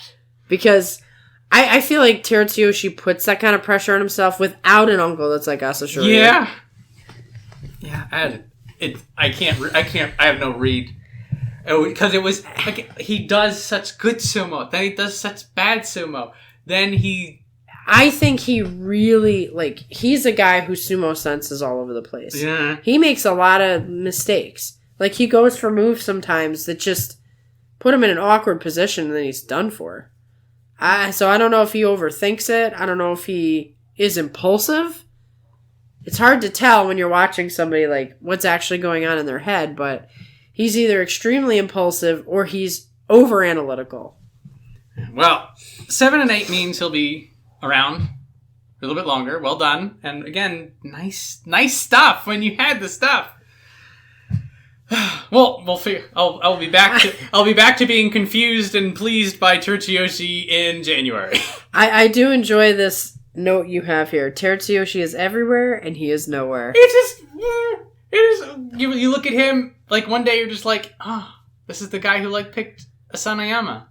And the next day you're like, you know Chiyonokuni is gonna break your nose, right? Is this worth it? Okay, Terutsuyoshi, thanks for the sumo. There you go. I don't know what else to say. So, next up, we were just talking about him. Ishiura, 7 and 8. Another guy with a mixed bag of stuff and some, tragically botched plans. Both of these guys apparently think the best way to beat Chiyonokuni is to stand right in front of him and do nothing. Yeah, and you have to wonder, is this a pride thing? Is there something about Chiyonokuni where you feel like you gotta face him mano a mano like that? I think definitely for Ishiura, he stands up. He doesn't even do the tache, he just stands up. And, looks like he's waiting for something. Chiyonokuni looks confused and then just cracks him. He's like, okay, so I guess I'll hit you. I feel like both of them were, trying to do a counter. But then it didn't work. But it didn't work. And then Chiyonokuni's just like, I'm not... I'll just go to my usual. I'll do the thing I was going to do anyway and just slap you. And the thing is, Ishiura doesn't have a usual. Ishiura is always in there doing something. And the unfortunate thing for him, and he was one of my first favorites, the unfortunate thing for him is he's been around a long time, so you would think he would have gotten it together by now. The being around for a long time does give him some sumo sense here and there. There's a couple of times, you can tell he knows where things are in the ring, that he's able to circle properly. Yeah. Sometimes. Then other times he just circles himself out. But this is sort of what you're saying, is that you're for somebody who has the veteran sense, it's a loose wire. Yeah. And that sometimes it all works out. He was another guy who did a really cool leg trip against Kotonowaka, who had his issues, but still, if you're doing cool leg trips, I'm on board. I want this. That's the guy you should like. The guy you should like. Yeah, but again, also like 7 and 8, so I guess he's fine. Shrug. Can we talk for a second about going chest to chest with Tochinoshin? Yes. Yeah. So again, what would possess you to do that? Like, there's no rhyme or reason to do that. Yeah. So also it's Asanoyama who's fighting out of his mind. Yes. Both, like, you look at him just like, I know what I'll do. And they've been fighting each other in Juryo. So Ishiura knows where Asanoyama is. Yeah. So, like, in both of those, like, with Tochinoshin, it's hilarious, because Tochinoshin is just like, okay. You're really going to do this? And then Asanoyama is just like, I'm on a tear. That's what makes me think, like, he's not an unintelligent fighter. I feel like maybe his pride gets in there a little bit. He's like, I want to see what I can do. Because he lifts weights and stuff. Maybe he really wants to see what it's like to go toe-to-toe with the tough guys. Pride may be a thing in there. He also did Henka, by the way, rude boy. Now Ishiura was the old school Henka guy. He was the guy who did it back in the day. Right, so people should expect it. But still, I mean, if you're gonna go chest to chest with Tochinoshin, don't be pulling a Henka in the exact same tournament. I think there's a couple more Henkas. I think again. It's so weird. People, I didn't call out all the. It's like tricks, it's catching. A couple of guys do it, and then all of a sudden everybody's like, "Let me try that." Let me try that. Wow. Well done, I guess. You survived. You pulled yourself out of a tailspin. But unfortunately, he doesn't get to be in any Yokozuna ceremonies anymore. No. Well, unless someone retires. Then we'll see. We'll see. Anyway, Ishiura, see you again. Maybe 8 and 7 next time, and don't stand in front of Chiyonokuni. Please learn a lesson. Please. Figure it out. So, next up, Hokutofuji, my boy, 12 West, 11 and 4.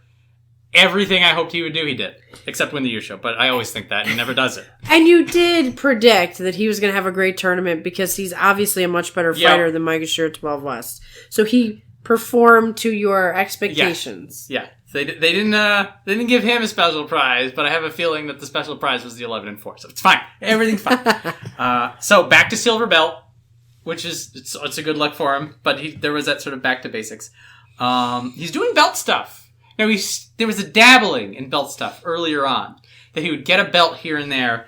This time, he did belt stuff with Terutsuyoshi and Chiyoshoma, two people who are good at belt stuff, and he beat both of them. See, this was a good tournament for him because you don't want to be messing with belt stuff when you're Maegashira 1. Yeah. So, like, if you're going to go down this low, you might as well have fun with it and see... Hey, let's see how good my belt technique is.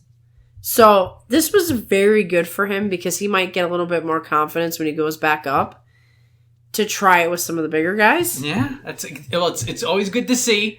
It's something we would talk about, all the pusher thrusters, that, like, if they don't have that plan B, Takakeisho looking like he has that plan B back there, it's just he never needs it. And then somebody like Hokutofuji is just like, I have this plan B. Right, like Hokutofuji's plan B is much more skillful and I don't want to say unpredictable because if they know he can do the belt, they know he can do the belt. But you're not going to expect it when it comes. Yep. With Takakeisho, you know that basically his default plan is going to be to brawl. Yeah. That's where he's at. Like, get the separation, muster up as much strength as he can, and then do something crazy because he has the strength to do it. Hokutofuji being able to throw a belt thing in there every once in a while, it's going to win him some matches. You never know. Yeah, I mean, I'd say Terunofuji, but the problem is he is so big. I don't know if anybody can throw him, but Hakuho throwing him, I'm sorry, was still very impressive. Hakuho is... He's the last person who'll probably ever throw Terunofuji. Quite likely.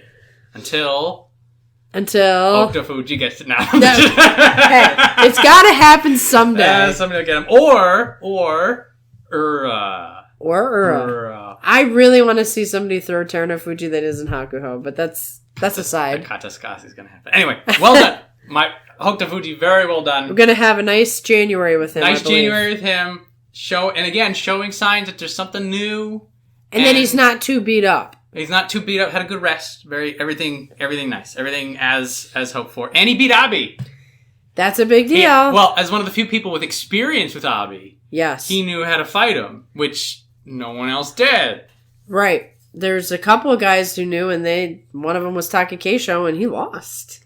Yes, but Yes, Hokutofuji. So we'll give Hokutofuji all the positives. Yes. Good fight. He does not forget this tournament. No, he wants to build off of this tournament. So, next up, Takayama, our Shakespearean tragedy. 7 and 8, not that bad, but the struggle continues. Of note is that I would say 2 of his wins were freebies. He got one of the... worth noting, Fusen only 1 absentee. Oh yeah, that's a good point. Now, we mentioned it would have been nice to have a little more, but Tochinoshin was the only person who had an absence, and then Takayama picked up that win. Also, when he fought Chiyookuni like slipped off the Tachiai, so Takayama barely touched him. Right, he didn't really win that one. So that was already struggling. I feel like there's a mental game going on that he's still losing, and there's a couple times like he looked real pissed when he lost. Right, like, how could I lose How that? could I lose? I should have gotten this. And he needs to start imposing his will, which he did to get to 7 and 8. A couple of his wins was him like smothering people, which is like that's what he needs to do.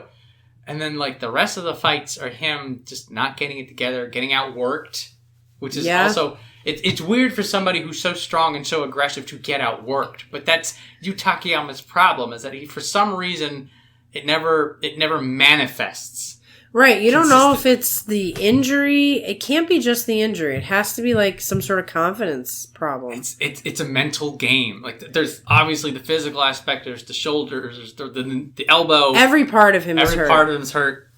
It feels like there's he needs glue to hold it all together. Right, if he could just get the right to like just straighten out everything and become like a robot. Then maybe you'd have enough confidence to, like, fight all the way through. But the way you put it, that's all you ever see in a Takayama match is struggle. Struggle. That's mental, physical, the look on his face, every part of it is, this is a struggle match. He's fighting the person across from him, and he's fighting himself. So he's fighting 2 people in every match. Yep. And it's going to be really hard for him to ever progress if he doesn't make a change there. It's one of those things that you can work on techniques, you can refine this and that. You got to the mind. Got to build it. Got to do something. Yeah. But good news for him, as we were mentioning, he will be higher ranked than Asanoyama in January. Exactly. So that's something positive. Gotta get something at this point. But anyway, 7 and 8 means he's safe from demotion. For now. See what happens in January. Speaking of seeing what happens in January, Tochinoshin, Mega Series 13 West 6 and 3, which is 6 and 9. I was like, if he doesn't get double-digit losses, we'll be fine. He didn't get double-digit losses. Just barely. We're fine.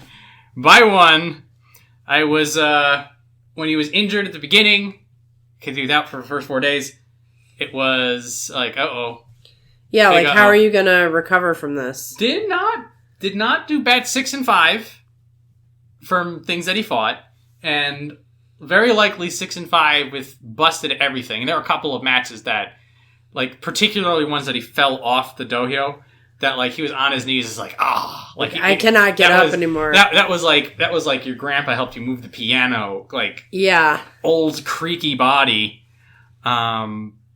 So for him to have a 6 and 5 with like a hobbled together half working body, that's pretty good. Yeah, that ain't bad. Yeah, like him and Kotonowaka, like the same story. Well, we know what this is with Tochinoshin. This is just hanging on as long as he possibly can, and he's doing that job. He's doing it. So he'll be definitely in danger next time. But so like, I would say before the bad number was 10. Now in the next tournament, the bad number will be 9. You can get a 7 and 8, a 6 and 9 is the problem. So I think we're at a point. I mean, I really am curious if he's the type who doesn't want to go back to Juryo. If he's just like, okay, I'm Juryo bound. Is that when we see him maybe pull the trigger? It's quite likely. But re-rack for January, you get another thing out of Tochinoshin because he got 9 losses. There you go. That's all we can hope for, and we got it. Yeah. So, thank you, Tochinoshi. We got a positive in this. Also, we got some strongman sumo out of him. Thanks to people who let him. It's like, are you just trying to give is this like fan service or something? That's hilarious.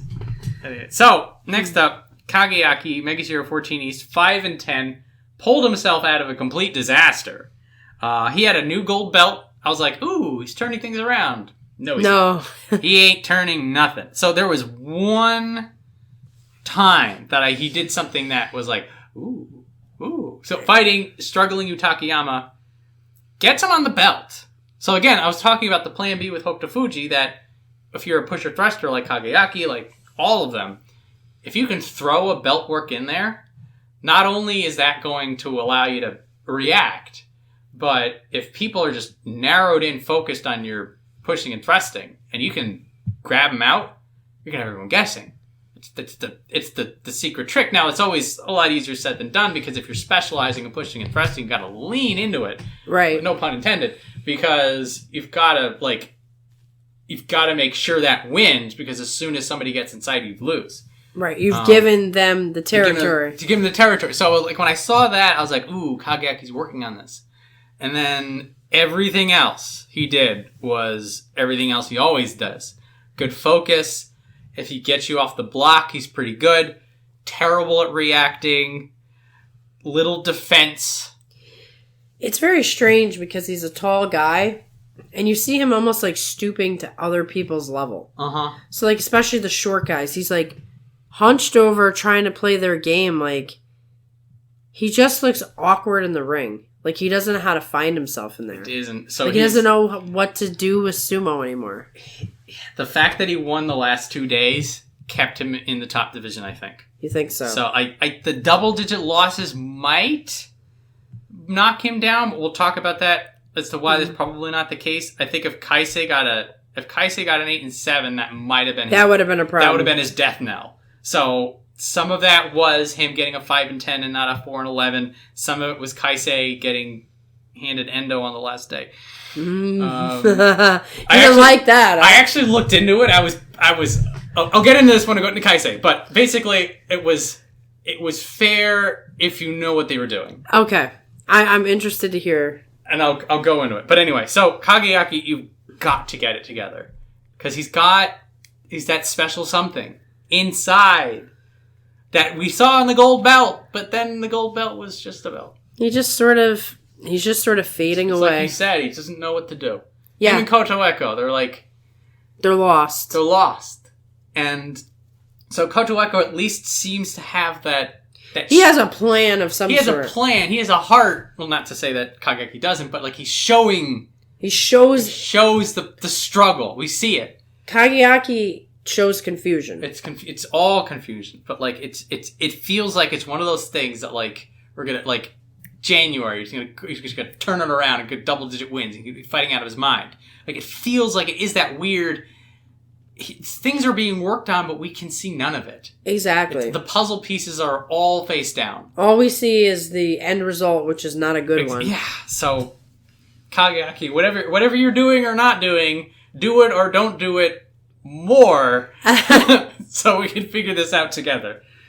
So next up, good news. Chiyonokuni, 9 and 6. So we were mentioning him basically on the talking about other people losing. Already a good start.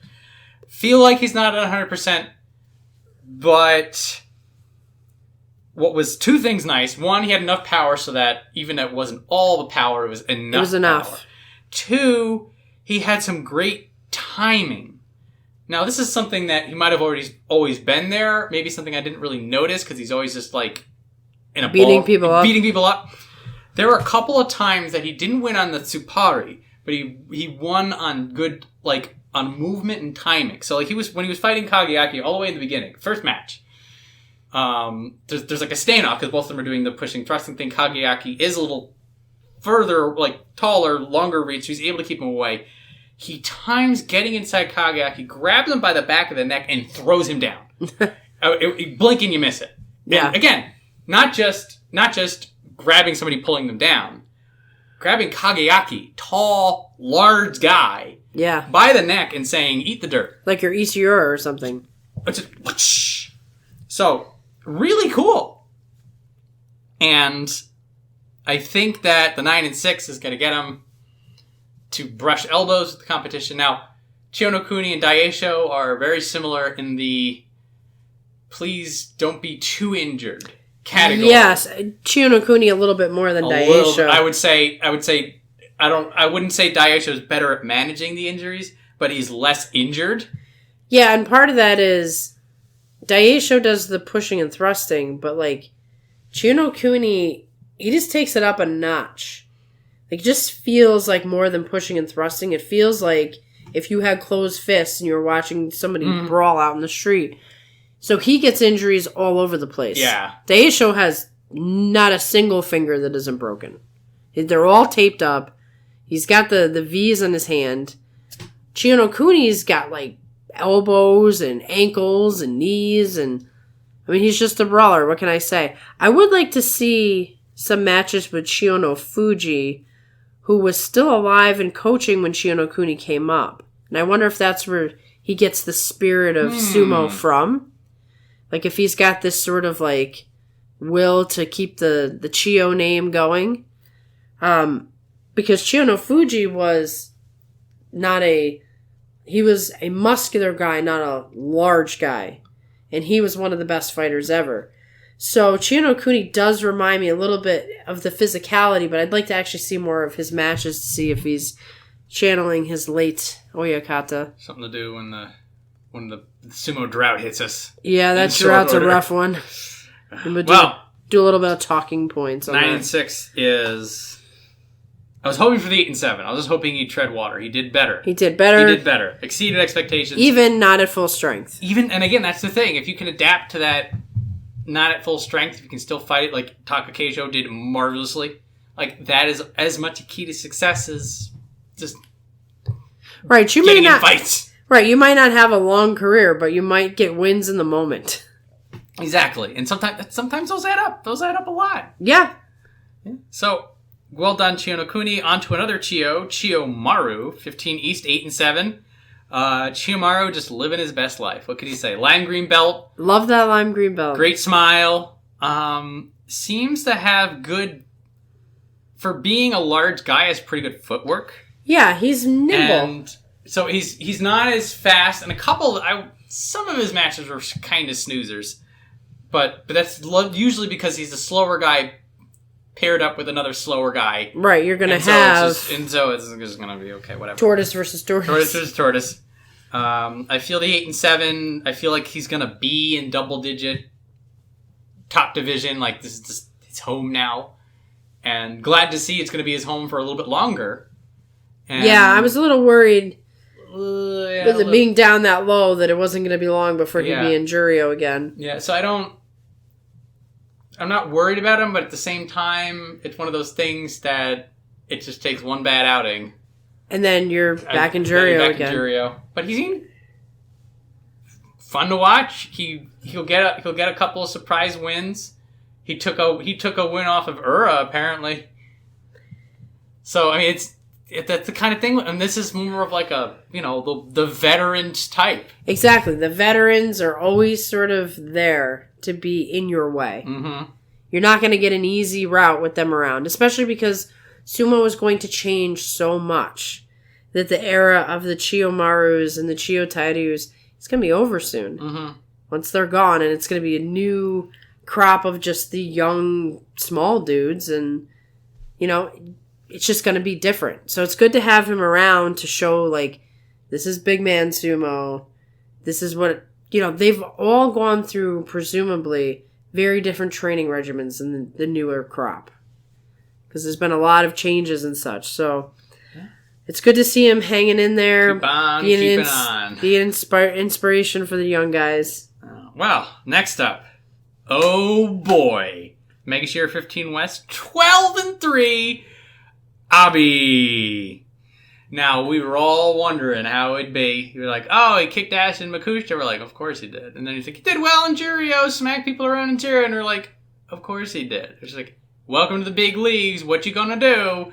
What you're gonna do is nearly put Terunofuji on his ass.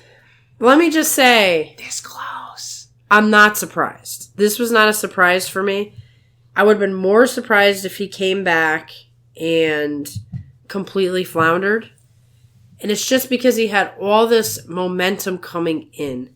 He's been through a year of punishment. Mm-hmm. Some of the harshest punishments you can get. I mean, if you can't live with your own family, you're ostracized. I'm sure he was getting lots of dirty looks and just like, you've ruined everything kind of thing. It's going to change you. We talk about this all the time. Sometimes you just have to change to become a better fighter. Abi was Mr. I don't care, disrespectful, doing all this crazy stuff, whatever. And now he was forced to sort of be humbled, rightly or wrongly, however you feel about the decision. And he took his punishment and he turned it into something positive. He was already Sanyaku before all of this stuff happened, so we knew he had the skill. Will this be a situation where sort of that hardship mixed with the skill makes him a better fighter than he was before? The way he fought in this tournament, no doubt of that. He was fighting like he was in Sanyaku. Yeah, you would never have guessed he was Myogiryu 15. And, man... He put on some weight, too. He was bigger, he was stronger, he was more accurate. Like, remembering a year back, but he sort of did some of the stuff that, like, Meisei does, that he got a little flaily, he got a little top-heavy. Mm-hmm. None of that. Yeah, that was the stuff that was killing him, is he had this great technique, but his footwork was terrible, so people would wait for him to have a lull and just push him over. The downside for me, because I like Abi, for him getting the record he got, he never would have fought Takakeisho if he wasn't in the tournament. I knew when he fought Takakeisho he was going to win. The tricky thing about Abi, especially a renewed Abi, same style as Takakeisho, arms that are double the size. Massive arm length. Like, how could Takakeisho ever get in on him? He'd need to get under. He'd have to get under him, and he was sort of, that knee wasn't quite right, and everything, and Abi's just on fire. Like you said, almost taking Terunofuji out the next day. Takakeisho was just not going to win that fight. So where this becomes interesting, we take all the stuff we were talking about before. Talking about how nobody's really making waves up at the top. Talking about how all the people, our best hope for our next Ozeki is Mitakeumi. And then we talk about how if you're somebody who's going to be making your rise, you've got to be just pole vaulting up. So Abi does another double-digit win in January. He's next Ozeki. Yes. Now, I'll say this. I think if he's the Abi we saw in this tournament, it's a no-brainer. No-brainer.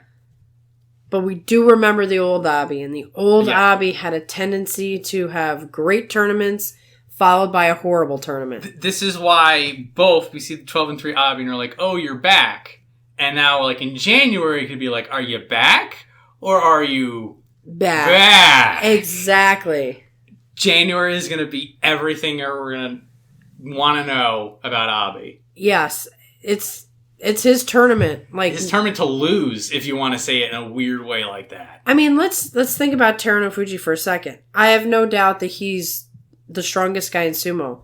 But eventually, the wear and tear on those knees is going to happen. Who's going to be the guy to take him out? The guy who can push him out and have him going backwards on his knees, most likely. But Abi does have to sort of temper the old Abi. Because the old Abi had some cockiness that I think also interfered.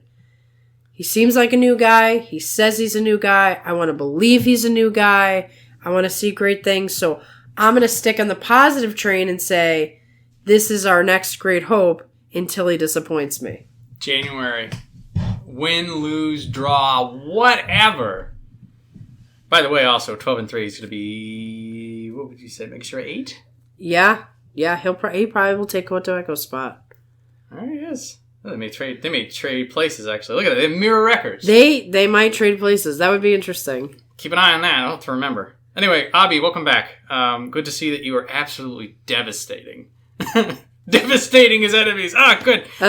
So, next up, Aqua. Megasera 16 East, 9-6. We have a second green belt, ladies and gentlemen. I was pumped. And then he fought Chiyomaru. He did lose the turf war for green belt with Chiyomaru, but he was new kid on the block. He took his lumps. Yeah. He also got a 9-6. I feel like that green belt is going to just destroy his bad luck. I agree with you. This is what he needed this whole time. The COVID, the car accidents, getting hit by belt, getting hit by the bike. He just needed the green belt. It's like more of a chartreuse instead of a lime. Yeah, there's a little bit of a difference. He's making it his own. He did a judo throw, which was stuff he was doing awesome in Jiryo, but we never really saw him get it off the ground. As we mentioned with the double henko with Chiyotairyu, he was the guy to go first. He was like, "Oh, okay, go time." He's got that reflex. He's got that trigger. So, Aqua, is he finally here? I finally got it. I hope so. He looked really good. That was very promising, very good, very fun, and if he gets another 9-6, we may have another Chiyoshoma on our hands. Somebody just you turn your back on him, and then we're like, oh, he's behind me. I'm getting way ahead of myself here, by the way. I know, but it's fun to think of like happy possibilities. Oh yes, especially when we get to the bottom of the list. But anyway, Aqua, thank you. Your belt is awesome. You're awesome. Do another judo throw, like 1 or 2 basho. I think is a fair request. Yeah, I mean, we need to see some of this. So, next up, Sadanoumi, Megashare 16 West, another 9-6 out of absolutely nowhere. So when Sadanoumi was coming on the way back up, he was in Jiryo for a little while. We're like, this is usually what happens. They sort of dip underwater, they come back up, they dip underwater, they come back up. He was fighting like a man possessed. He was sort of the surprise of the tournament. He was in contention for the Yusho. He was 6-2. And then they start throwing him. Actually, did they really start throwing him, or did he just sort of get nerves? No, Chiyoshoma, Tobizaru. They started. Yeah, but they didn't throw him anybody.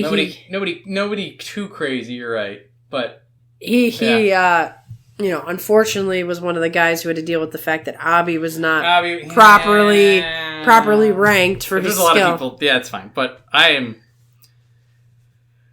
Also, he did fight Wakatakakage, so he had that issue, but 9-6, very impressive. Strong, aggressive belt sumo, not fighting like a guy who's been doing this for 10, 15 years. Yeah, I really expected to see him drop right back down. Particularly because, like, the way he came out from before, it was a slow fade. Yes. It was the curtain call, it felt like. It's like he was sort of like, a little bit of it got lost every time he went back out, but here, he just...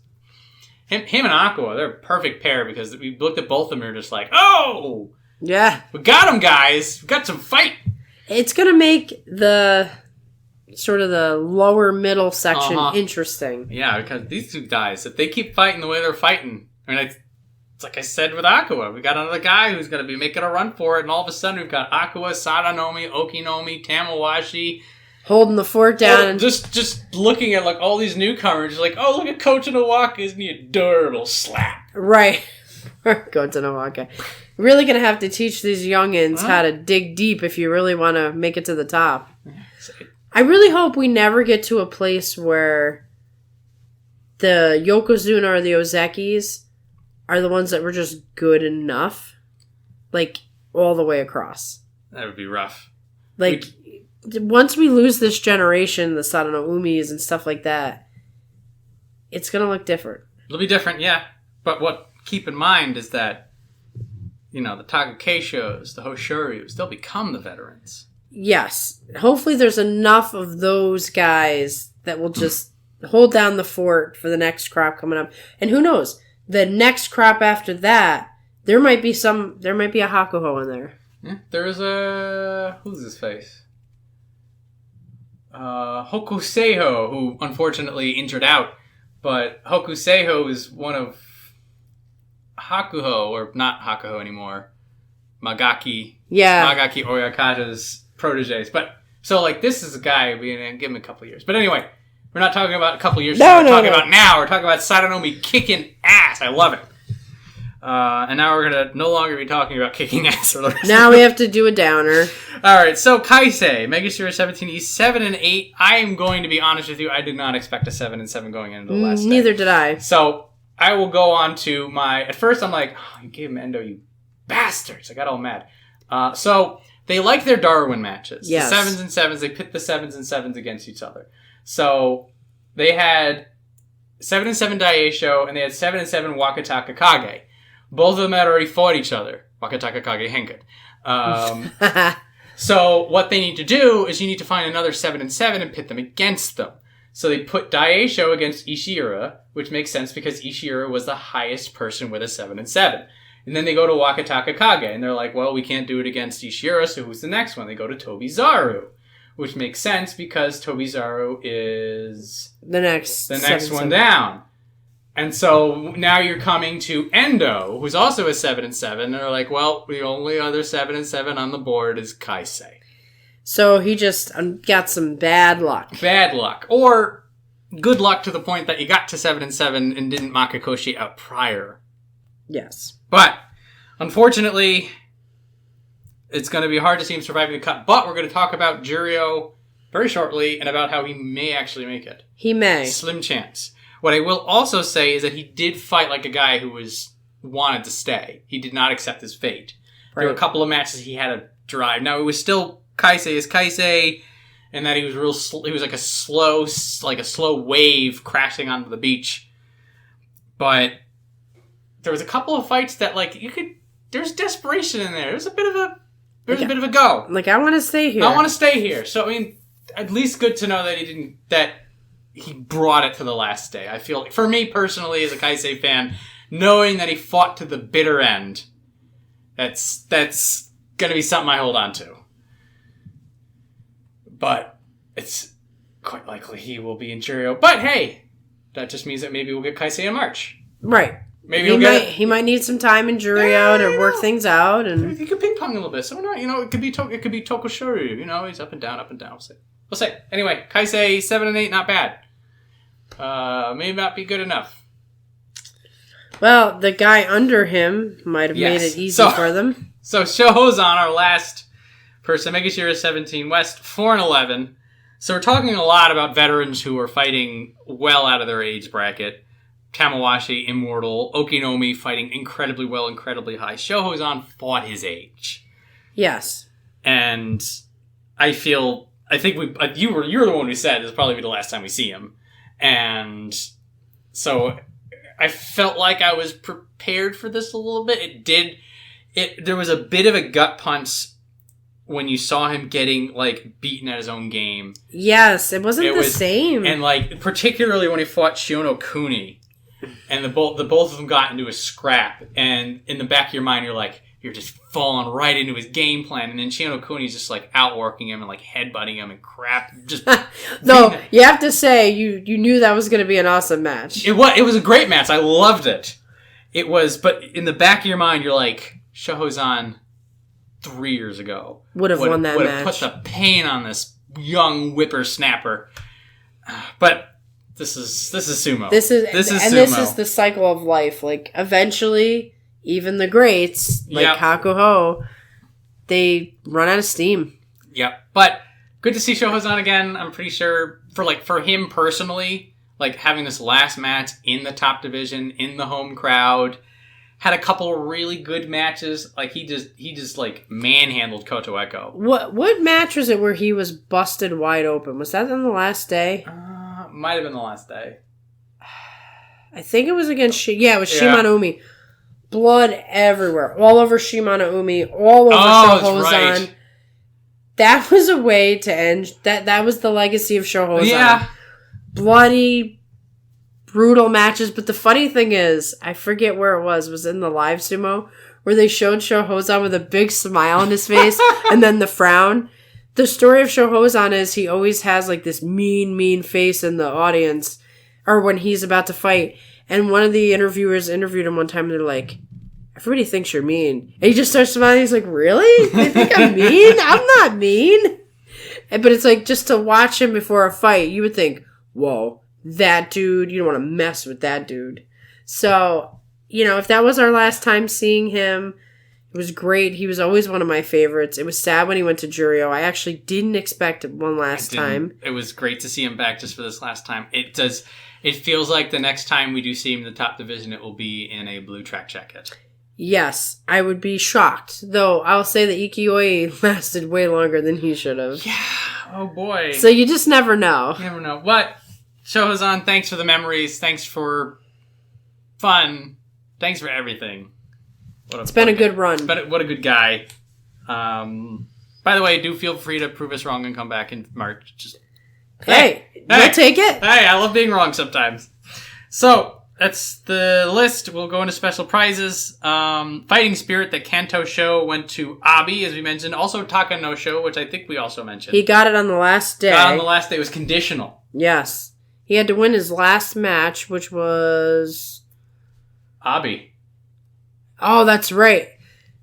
Beat Abi to join him for the prize. That's pretty, that's pretty apropos. Yeah. So, and both of them, I think, well-deserved. Absolutely. Particularly Takanosho, I think. Abi, again, as we mentioned... Abi wanted something bigger. Yeah. So the technique prize went to Ura, as we also mentioned, which is a long time coming, and hopefully a sign of a few more rewards to come. So now we're going to talk about Juryo, and how this tournament around is going to be a little weird. So, Juryo has 2 buys. 1 from Asanoyama tanking. 2, no Hakuho, so it was 41 people in the top of the list. Yes. Which means that, combined with Shohozan's 4 and 11, we get 3 people coming into the top division before we're even doing any math. So, 4 of the 3 people that we know will be coming up, we have Tsurugisho, 9 and 6. Welcome back, Tsurugisho. Maybe you got it together. We have, as we mentioned before, Wakamoto Haru. Very excited for that. Wakatakakage's brother, muddling about in Juryo for a while, probably mad his brother passed him. Gets an 11-4, including a match on Kaisei. So, at least one match from somebody in the top division, though they're trading places.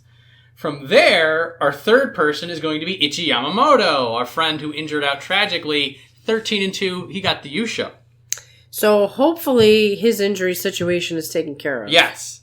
So, here's where the what do we do about number 4, number 5 thing comes into play. So we have in Juryo 3 Bushozan, who's 8 and 7. 8 and 7 is a little bit. They've benched people in 8 and 7 in Juryo before. Like Takayama got the pass. Yeah. So the 8 and 7 on Juryo 3 is no guarantee. If anything, yeah. The next person we go to with any sort of certainty is Juryo 7 with Oho. So Juryo 7's usually a little bit out of reach. But with Ichi Yamamoto, we have the precedent that somebody with a really good score, a little bit lower down, and with maybe a little bit of a story behind them, will get the nod. So, Oho, which I believe is Taiho's grandson? I believe so. Who is 22, brand spanking new. They have incentive to bring him up as soon as they can. As soon as they can. So then what we're looking at is Wakamoto Haru, Tsurugisho, Ichi Yamamoto, and Oho coming up. Which would change the dynamic of the whole tournament. And then what we would do is we'd be losing Shohozan, who's going to go down no matter what happens, and then probably losing Kaisei. And again, if Kageyaki had a worse score, I can see them dumping Kageyaki instead, or dumping both Kageyaki and Kaisei and letting Bushozan come up. I don't think they like to bring 8 and 7s up. They don't like if you had an 8 and 7, you have to be Juryo 1. Yeah, I think that's like one of those rules. Yeah, so I'm thinking that it's gonna be Oho making a longer leap, because also he was in the title contention and was, for a while, had the lead, was tied for the lead, then just lost it a little bit. Of note, losing to Ichi Yamamoto, Wakamoto Haru, and Tsurugisho, who are the other people coming up. Right. So, hardly can say he's losing to the wrong people. Right. That'll be interesting to see if they... it's so on the edge. So I'm very interested. So we have on the top, we're going to say, are they going to give it to Wakatakakage or Meisei for the final Yusho, or for the final Sanyaku slot? And then on the bottom, are they going to give Kaisei one last chance and dump him down to 17 West, or are they going to bump him for Oho? Very interesting. Very interesting. I am already... That's going to be... And I believe the Banzuke comes out on, like, Christmas Eve or something. Yes. So, very, very interesting gift we'll be receiving on Christmas Eve. And that is the November tournament. It was wild. I recommend you watch the NHK World Wrapup because they'll tell you all kinds of interesting things. And we're going to look forward to a brand new year and a brand new tournament and hopefully something really exciting. 2022. Now we've ended the era. I mean, we ended it in September technically. But now, like, it's... Now it's like end of the year. So now, like, here's the current state of things. We've got some rising stars who are falling. We've got an absolute beast of a Yokozuna who's on a stopwatch. And we've got these lower people who are making some moves. It might be a wild one. I still think Terunofuji will probably win, but you never know. It's very likely that he's going to win until he retires. He's going to win until he retires or until somebody cracks the code. Which, is it going to be Abi? Is it going to be 100% Takakeisho? Is it going to be Mitakeumi? That might be a reach. Will Shodai finally wake up? Will Hoshoryu finally wake up? Hoshoryu hasn't even had a shot yet, has he? One shot. He fought the same way that he fought against Takakeisho the first time. Stiff, nervous... Got blasted out. But this is the Hoshoryu pattern, is that he starts nervous and then he gets settled. Yeah, he needs time to get settled in tournaments. I think Terunofuji will need to watch out like after the fourth time he beats Hoshoryu. Then he might have his number. Then he might have his number. But in any case, that is us for the year. That is us for a great time in sumo. Yes, thank you all who listened to our show, and we'll look forward to seeing you in the new year. Yes. Thank you very much, and sayonara.